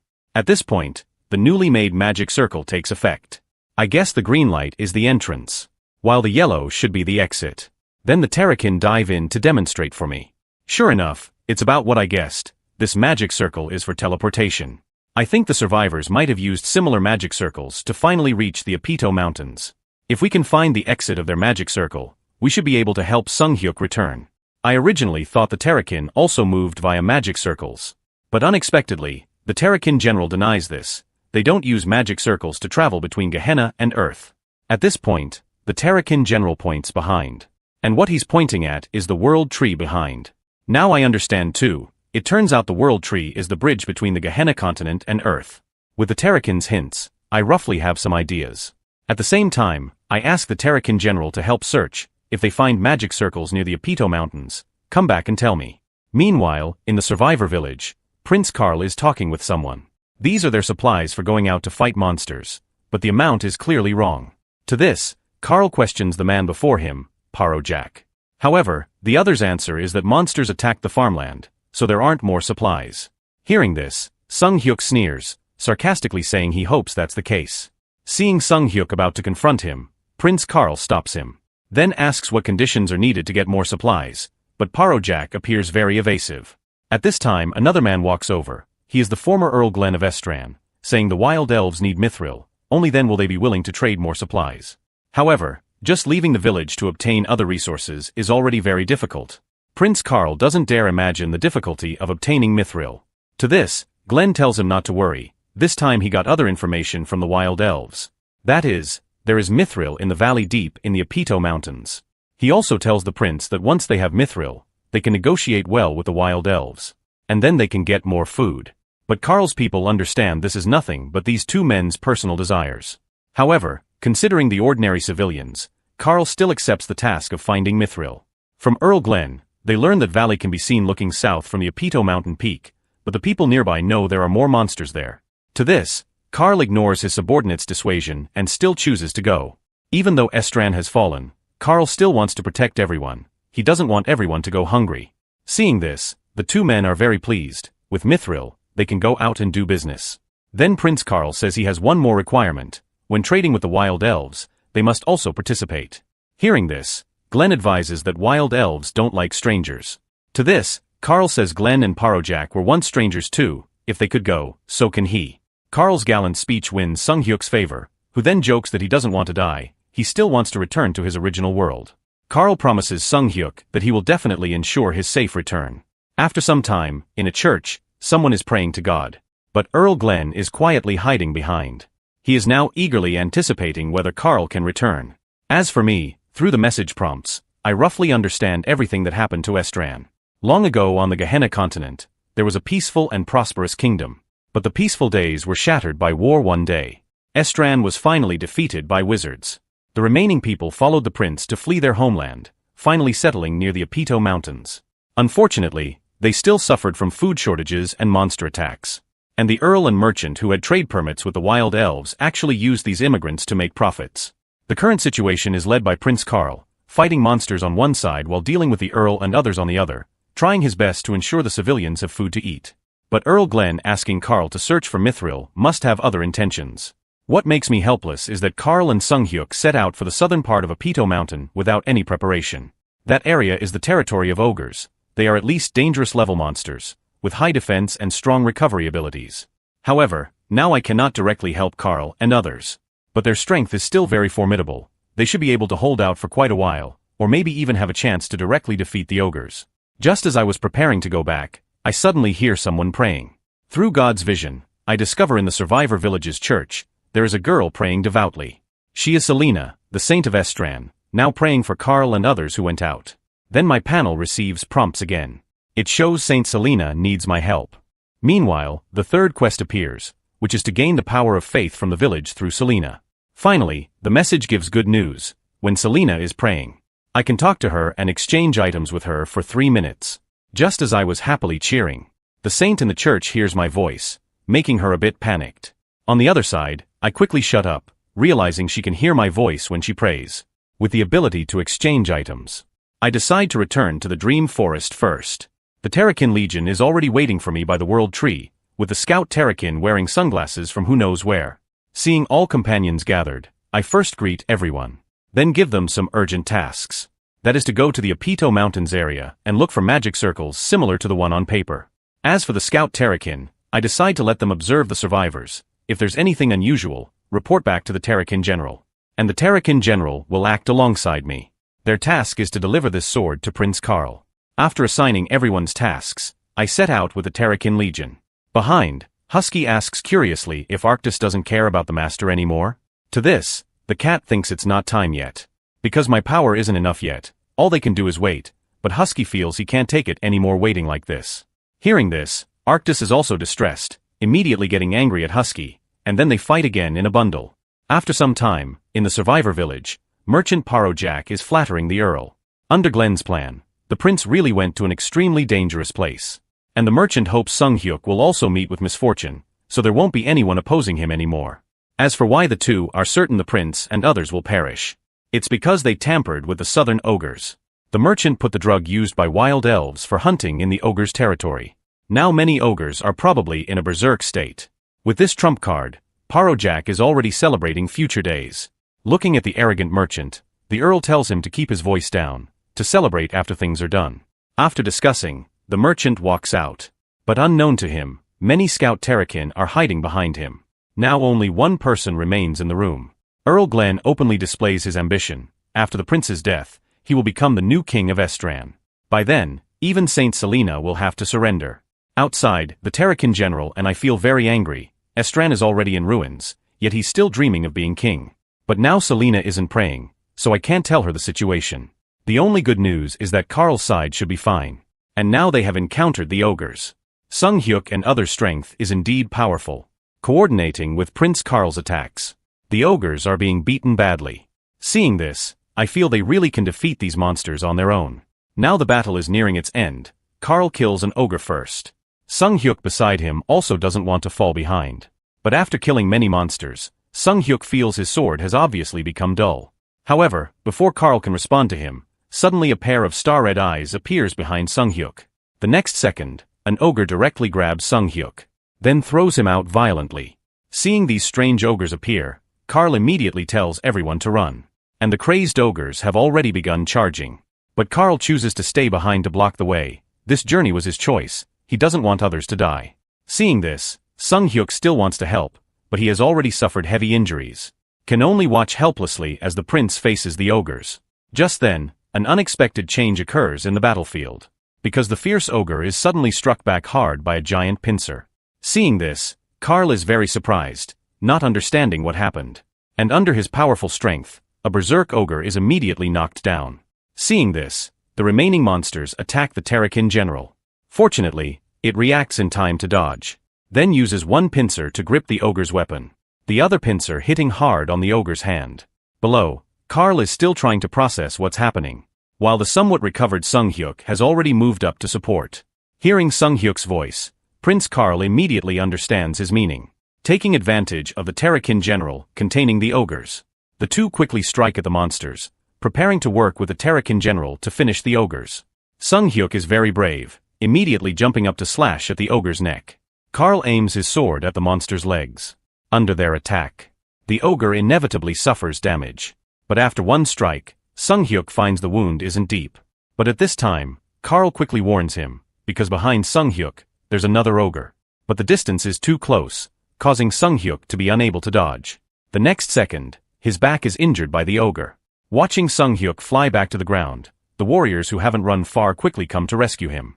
Fortunately, Sung Hyuk is okay, he can still fight.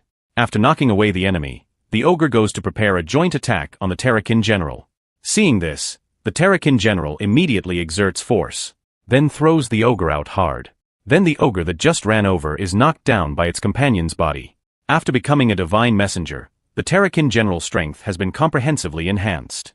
Looking at the Terrakin's conveyed goodwill, Karl is very puzzled why this powerful monster wants to help them. However, unable to communicate with other humans, the Terrakin general can only use its own way to show it has no ill intentions. But this state cannot be maintained forever. Fortunately, I can use essence to extend the divine messenger's time.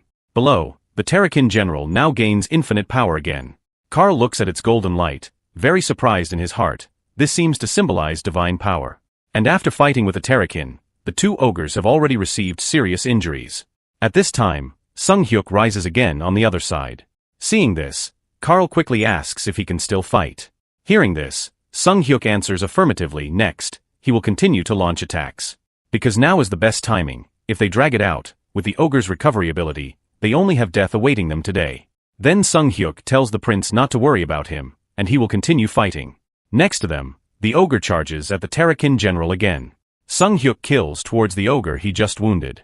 At this moment, he gathers all his body's ether into his sword, then quickly charges towards the ogre. The monster before him has a wound on its neck from Sung Hyuk. The next second, he arrives above its head, then swings his sword again at the previous sword mark. Unlike just leaving a wound at first, the ogre in much worse condition is directly killed under Sung Hyuk's all-out attack. Seeing this, I'm even more surprised. Worthy of being the top hunter, facing berserk ogres, he actually managed to kill one. But Sung Hyuk's long sword injected with excess ether is already somewhat falling apart. The next moment it directly shatters to pieces. This makes Sung Hyuk somewhat helpless. Looks like he used too much ether. Before Sung Hyuk can continue complaining, suddenly a golden light makes him unable to open his eyes. It turns out the Terrakin general has defeated the ogre. Looking at the monster pressing towards him, Sung Hyuk feels very helpless. Because today he's really had too much bad luck, fortunately not getting injured again this time. Coming over, Carl praises Sung Hyuk for being brave, while he says he wants a good sword. After resting a while, Carl and Sung Hyuk come over to thank the Terrakin general for helping.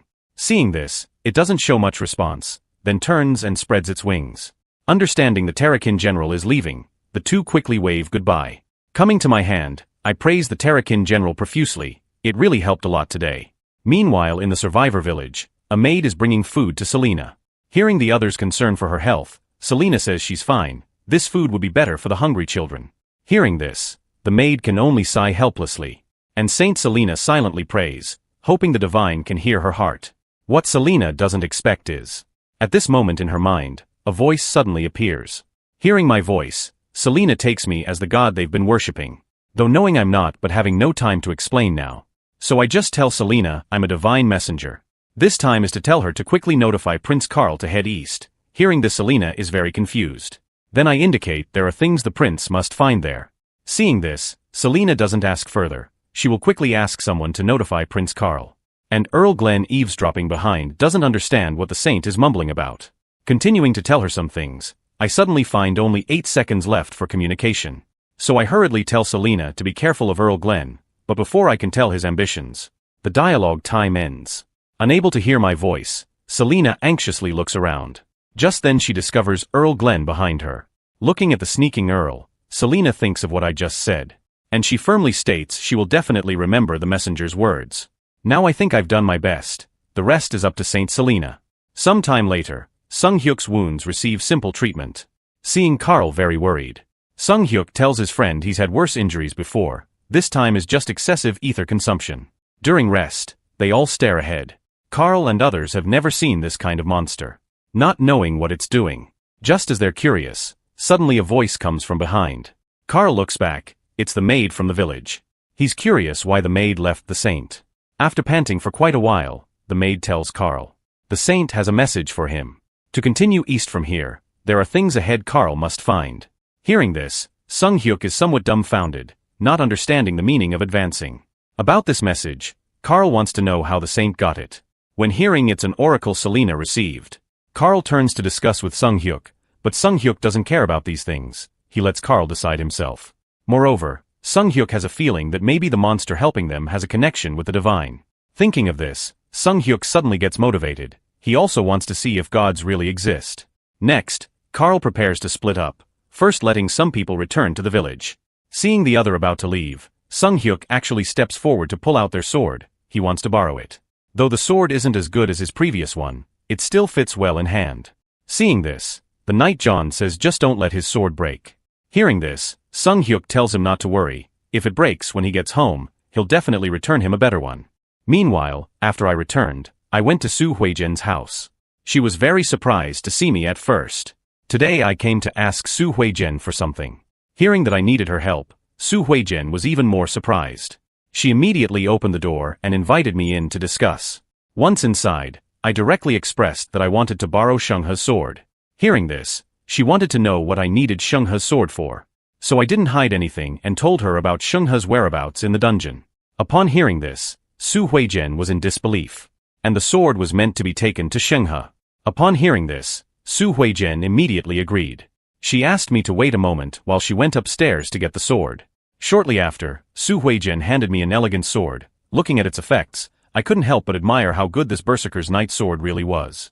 As for Su Huijian, she wondered how I knew the sword's name since she hadn't introduced it. With no choice, I had to tell her that I was actually the appraiser at the Eternal Flame Guild.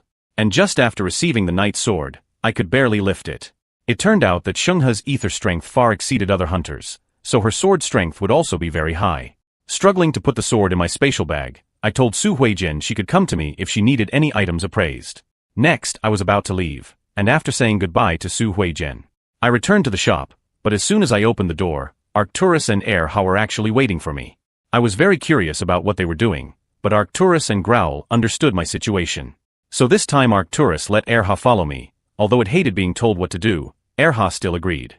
Then it placed its paw on my shoe, Seeing Erha wanting to come along was quite surprising to me. But I thought it must have its own reasons, so I agreed to let Erha accompany me. In the blink of an eye, we arrived in the dream forest.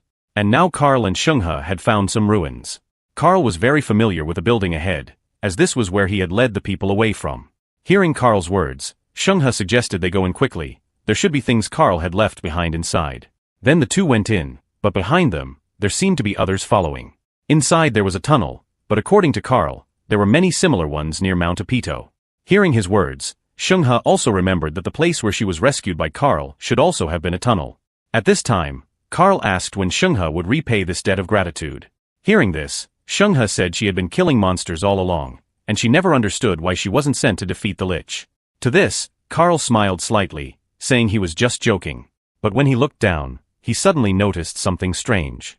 On a spot on the ground, there was actually a red cross drawn.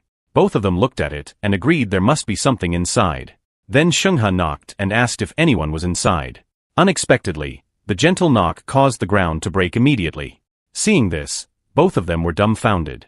Shungha encouraged going down to take a look, and Karl reluctantly agreed. Soon they jumped down, and seemingly found nothing along the way. But when they reached the end, what was inside was unbelievable to Karl. Because the sword that symbolized Estland was standing right there in front.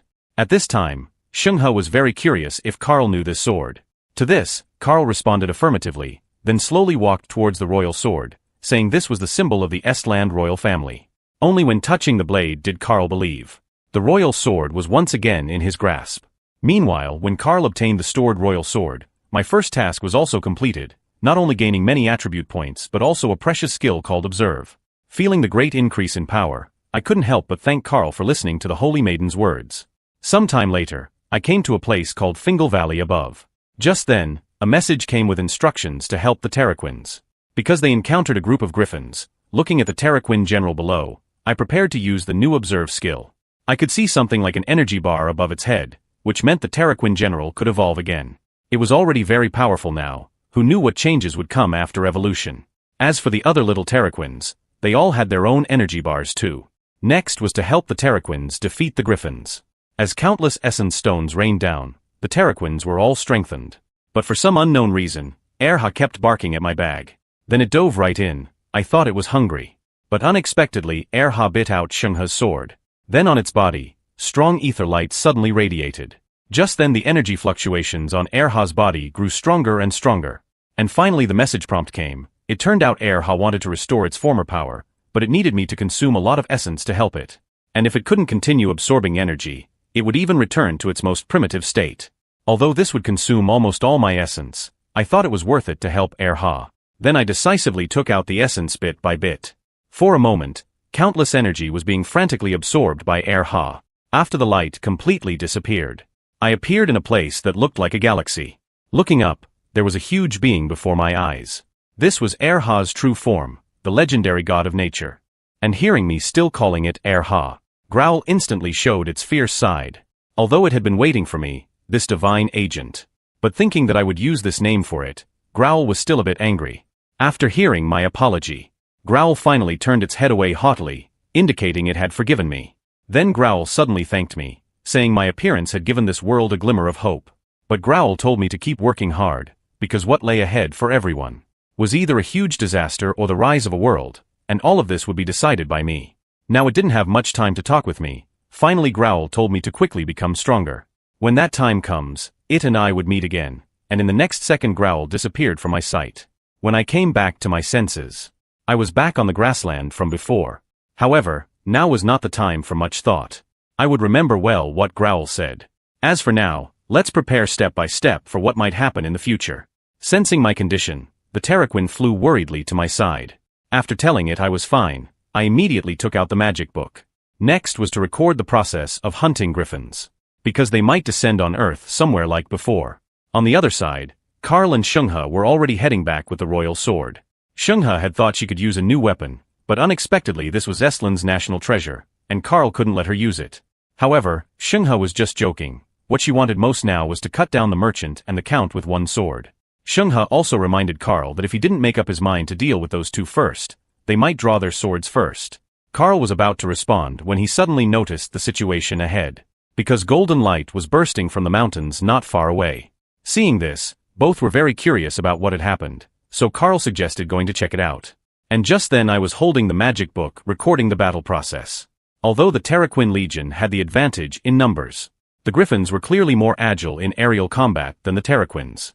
Only the Terraquin general was strong enough to suppress the Griffins. However, the battle situation soon turned around, as a bunch of Terraquins came to support. And they even brought handmade vine nets. Seeing this, I suddenly realized the Terraquins wanted to use this to trap the Griffins' flight.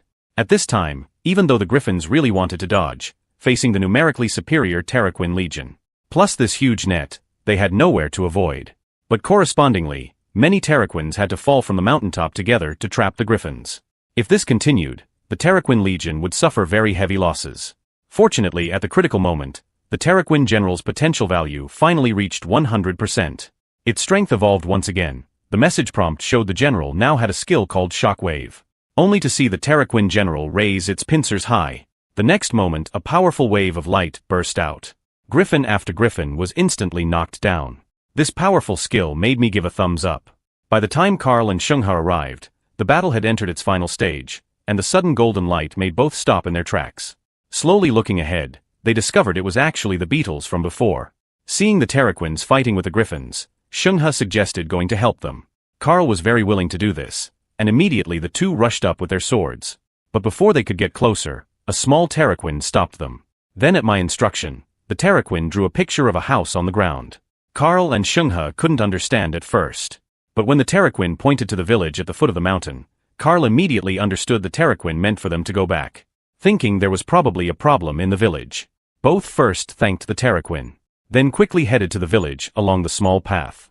And this was all I could do now. I could only hope they would arrive in time to save the village. Shortly after, Carl and Shungha arrived near the village. Hearing the prince say he wanted to see Knight John first, Shungha suddenly stopped, because there was a recently deceased person ahead. Carl turned him over to check, and understood this was one of Count Grey's private soldiers. However, Shungha was praying for John, and said he would definitely avenge John, and as for his sword he would inherit it. Now Carl guessed Grey must have kidnapped the Holy Maiden. To this, Shungha couldn't help but laugh and curse. Damn, Count actually dared to kidnap the prince's fiancée.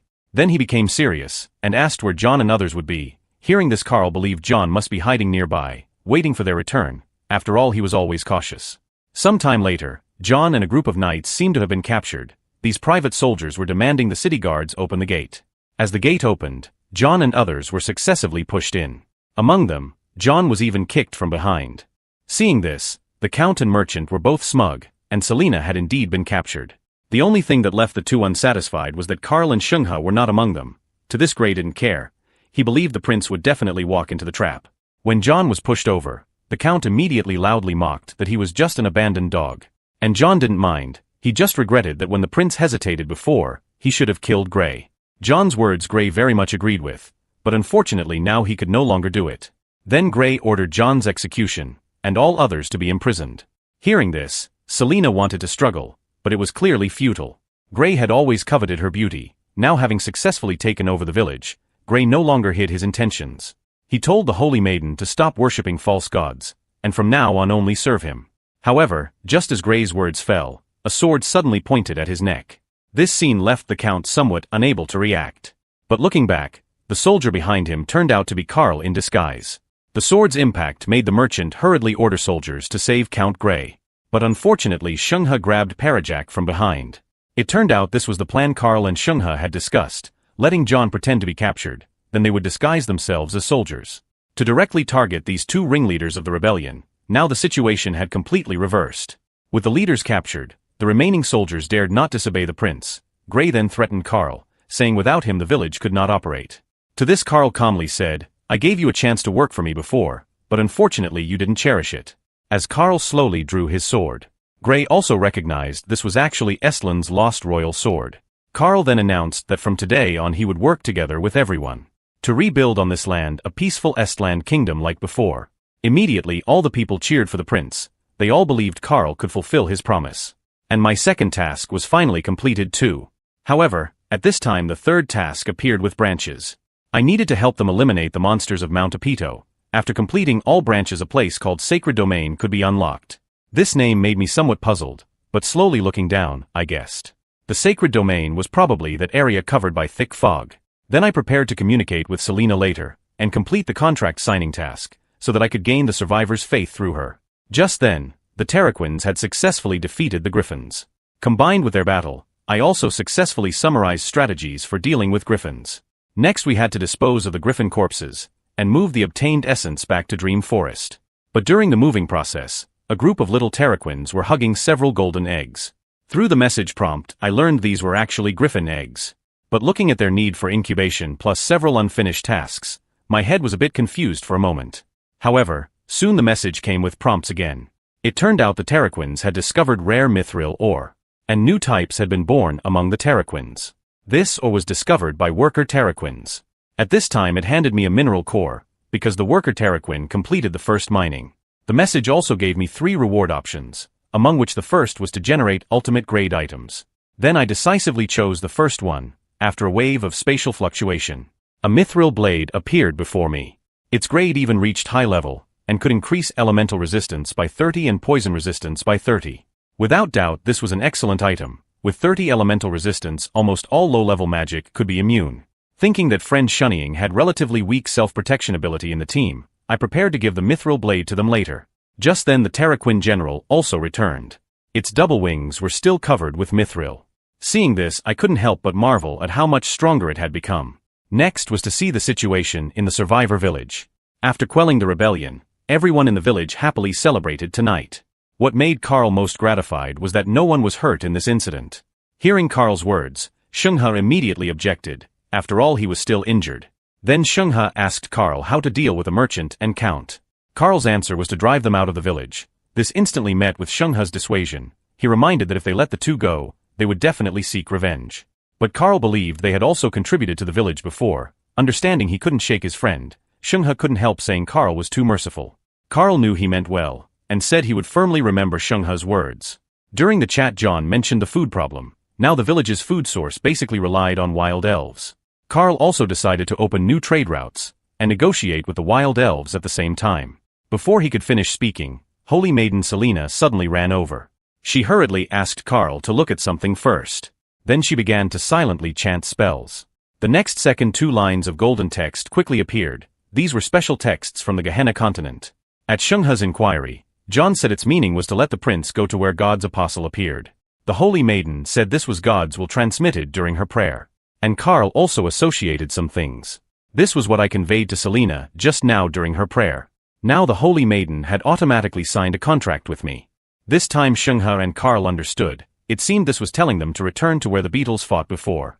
Hearing the prince's conversation, the Holy Maiden was somewhat confused. Then Carl told the whole story. She now also felt God was always watching everyone. And Shungha asked the Holy Maiden to do him a favor. Next time when communicating with God, explain his situation and see if he could go back. To this Selena also gladly agreed. After seeing everything in the village, I also prepared to leave. There were still many things to handle today. When returning to Dream Forest, Arcturus was already waiting for me. Then I told it that Erha stayed in the Gehenna continent. But Arcturus was telling me something. Looking in the direction it pointed, I was greatly surprised. Because the front was already piled full of essence. It seemed my uploaded Griffin strategy was well received. Meanwhile in reality, Su Huizhen and others found the Griffin's dungeon. When I uploaded the strategy, Griffins also appeared accordingly. Hunters who saw the strategy all came to hunt. At this time Shunying's teammate told her to follow the strategy. So Shunying cast her pointing magic. Then countless papers flew out, and completely sealed the Griffin's eyes, thus limiting their agile flight. Seeing the Griffins restricted, Su Huizhen immediately led people to attack. Her sword strikes were as sharp as ever. The hit Griffins all fell to the ground. And Kar Huayen behind was even more terrifying. Her large area magic damage to these Griffins that had become targets was simply devastating. Seeing the strategy going so smoothly, Kar Huayen became more reckless. But the hunters who came along were unfortunate. Some even had their hair singed unintentionally. Just then the mountain suddenly started shaking. Many broken rocks fell from above. Fortunately, no one was injured.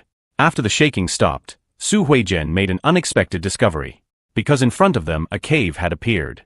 Then they all entered it. Along the way someone guessed there might be another underground city inside. Su Huizhen said it wasn't certain yet. What they needed to do now was quickly explore and then return the same way. To this Kar Huayen was somewhat puzzled. After all, with their 2 people strength, they could completely handle all monsters and fight their way through. Hearing this, Su Huijian said safety was most important. If monsters suddenly appeared, accidents might happen in the team. One of the men also told Kar Huiyan to calm down. She should have collected enough monster material rewards. However, just as the words fell, the man immediately stepped on a small step. Then he fell to the ground. Seeing this, the healer went forward to heal him, while telling him to be careful. There were many traps nearby. But just then, Shunning suddenly pushed both of them away. Because at where the man just fell, she discovered some familiar patterns. These were almost identical to the magic arrays they encountered last time. And on the other side in the survivor village, Carl finally decided to let the Count and merchant go. When outside, Carl slowly walked forward. Looking at the Count's gnashing teeth expression, Carl slowly drew the royal sword, then told Count Grey. He was just giving a chance for redemption, but if he dared to harass anyone in the village again, no matter where he was, he would kill Grey without hesitation. Then he ordered the knights to untie the 2. Grey and Parajak were afraid someone would change their mind, so they quickly fled from this place. However, Shungha beside still didn't approve of the prince's approach, but John upheld the knight's principles, supporting Prince Carl's decision. I saw all of this. Next I planned to lead them to find the food hidden by the Count and others. So I again had the Terraquin general go as God's apostle. There were still too many monsters on Mount Apito now, basically impossible to find the hiding place without accurate guidance. So I asked the general for help again, and it was very willing to go. After I bestowed the apostle status on the Terraquin general, at the village gate, a magic array instantly rose up. On the other side, the Terraquin general slowly entered it. The next second it appeared before Shungha and others. Now Shungha and Carl were certain. It seemed the Terraquin before them was indeed God's apostle mentioned by the Holy Maiden. Seeing the Terraquin general pointing its pincers north, Carl asked if they should go there. After confirmation, he organized some people to go. Along the way, Carl discovered this path seemed to be the merchant's trade route. But Shungha didn't care much about these things. He just wanted his original sword back. Using John's sword didn't feel right. After some time, the Terraquin general brought them to a cliff. Looking at the thick rock wall ahead, it suddenly raised its pincers, then heavily smashed the rocks to pieces. The sudden situation startled Shungha and others.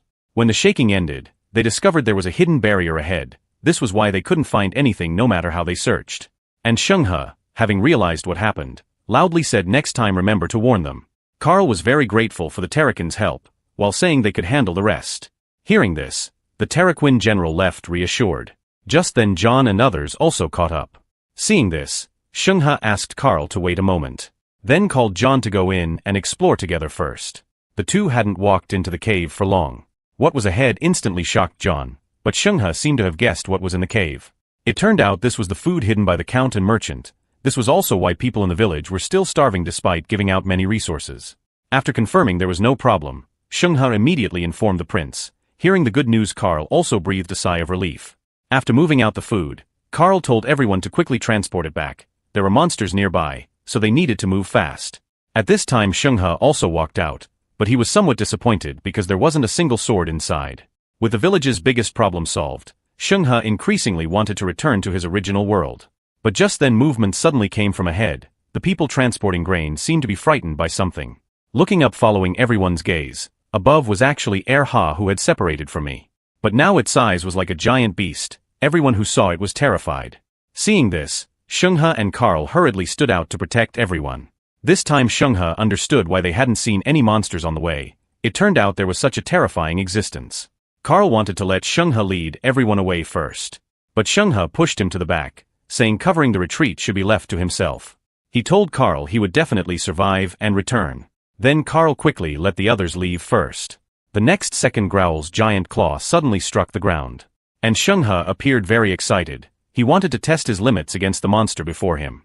But soon a window suddenly appeared beside Shungha. This was the Berserker's trial, requiring the trialists to prove their strength. The suddenly appearing window made Shungha stunned. But Erha had already charged down at him, and the battle between them was about to erupt. After resisting for just a few seconds, Shungha quickly dodged.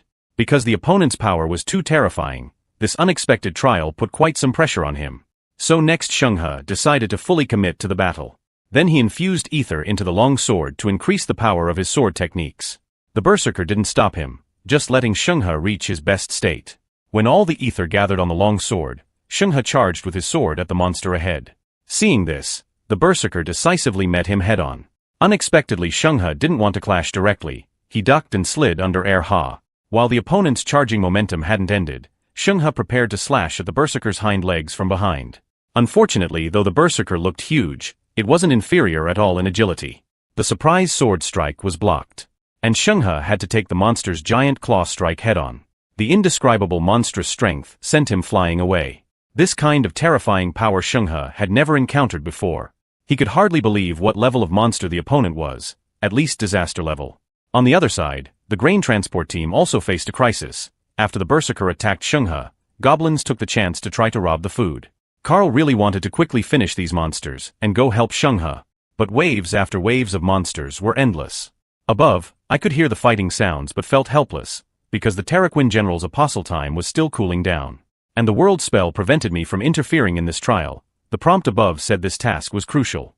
More importantly, Carl and Shenghe were now in the area that was previously covered by thick fog, unable to see the situation inside clearly. Meanwhile, the berserker's trial was still ongoing. As time passed bit by bit, Shenghe's injuries slowly increased. He wondered where this giant creature came from. But undoubtedly, the berserker had really angered him. Next, he would no longer hold back, nor would he worry if the sword would break. This time Shenghe attacked with extreme ether power. A crescent moon slash looked very powerful in momentum, but the berserker didn't plan to take it, instead easily dodging. Then it grabbed the opening, preparing to bite down hard. However, this was exactly Shenghe's scheme. Seeing the monster fall for it, he knew this strike would be hard for the opponent to dodge again. Unexpectedly, the berserker's reaction wasn't like a monster at all. While dodging Shenghe's killing move, Erha also truly caught Shenghe's opening. Just one paw strike sent Shenghe flying into a big tree. Falling down heavily, he had basically lost his fighting ability now. At this time the berserker finally spoke, saying compared to the previous inheritor, Shenghe was still far behind.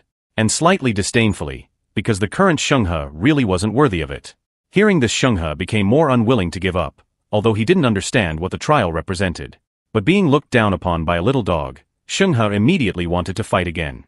Hearing Shenghe treat itself as a dog, the berserker pinned him firmly to the ground with one paw. Shenghe now appeared very powerless. His sword swinging looked somewhat ridiculous. To this, Erha didn't show mercy, and bit Shenghe's long sword to pieces along the way. Shenghe didn't want to die like this. He still needed to return to his own world. Just then the trial time had ended. The trial standard was just to survive the specified time. As the trial ended, the berserker was no longer fierce and intimidating. It even laughed, saying it had also become much weaker. The sudden big change left Shenghe still somewhat unable to react.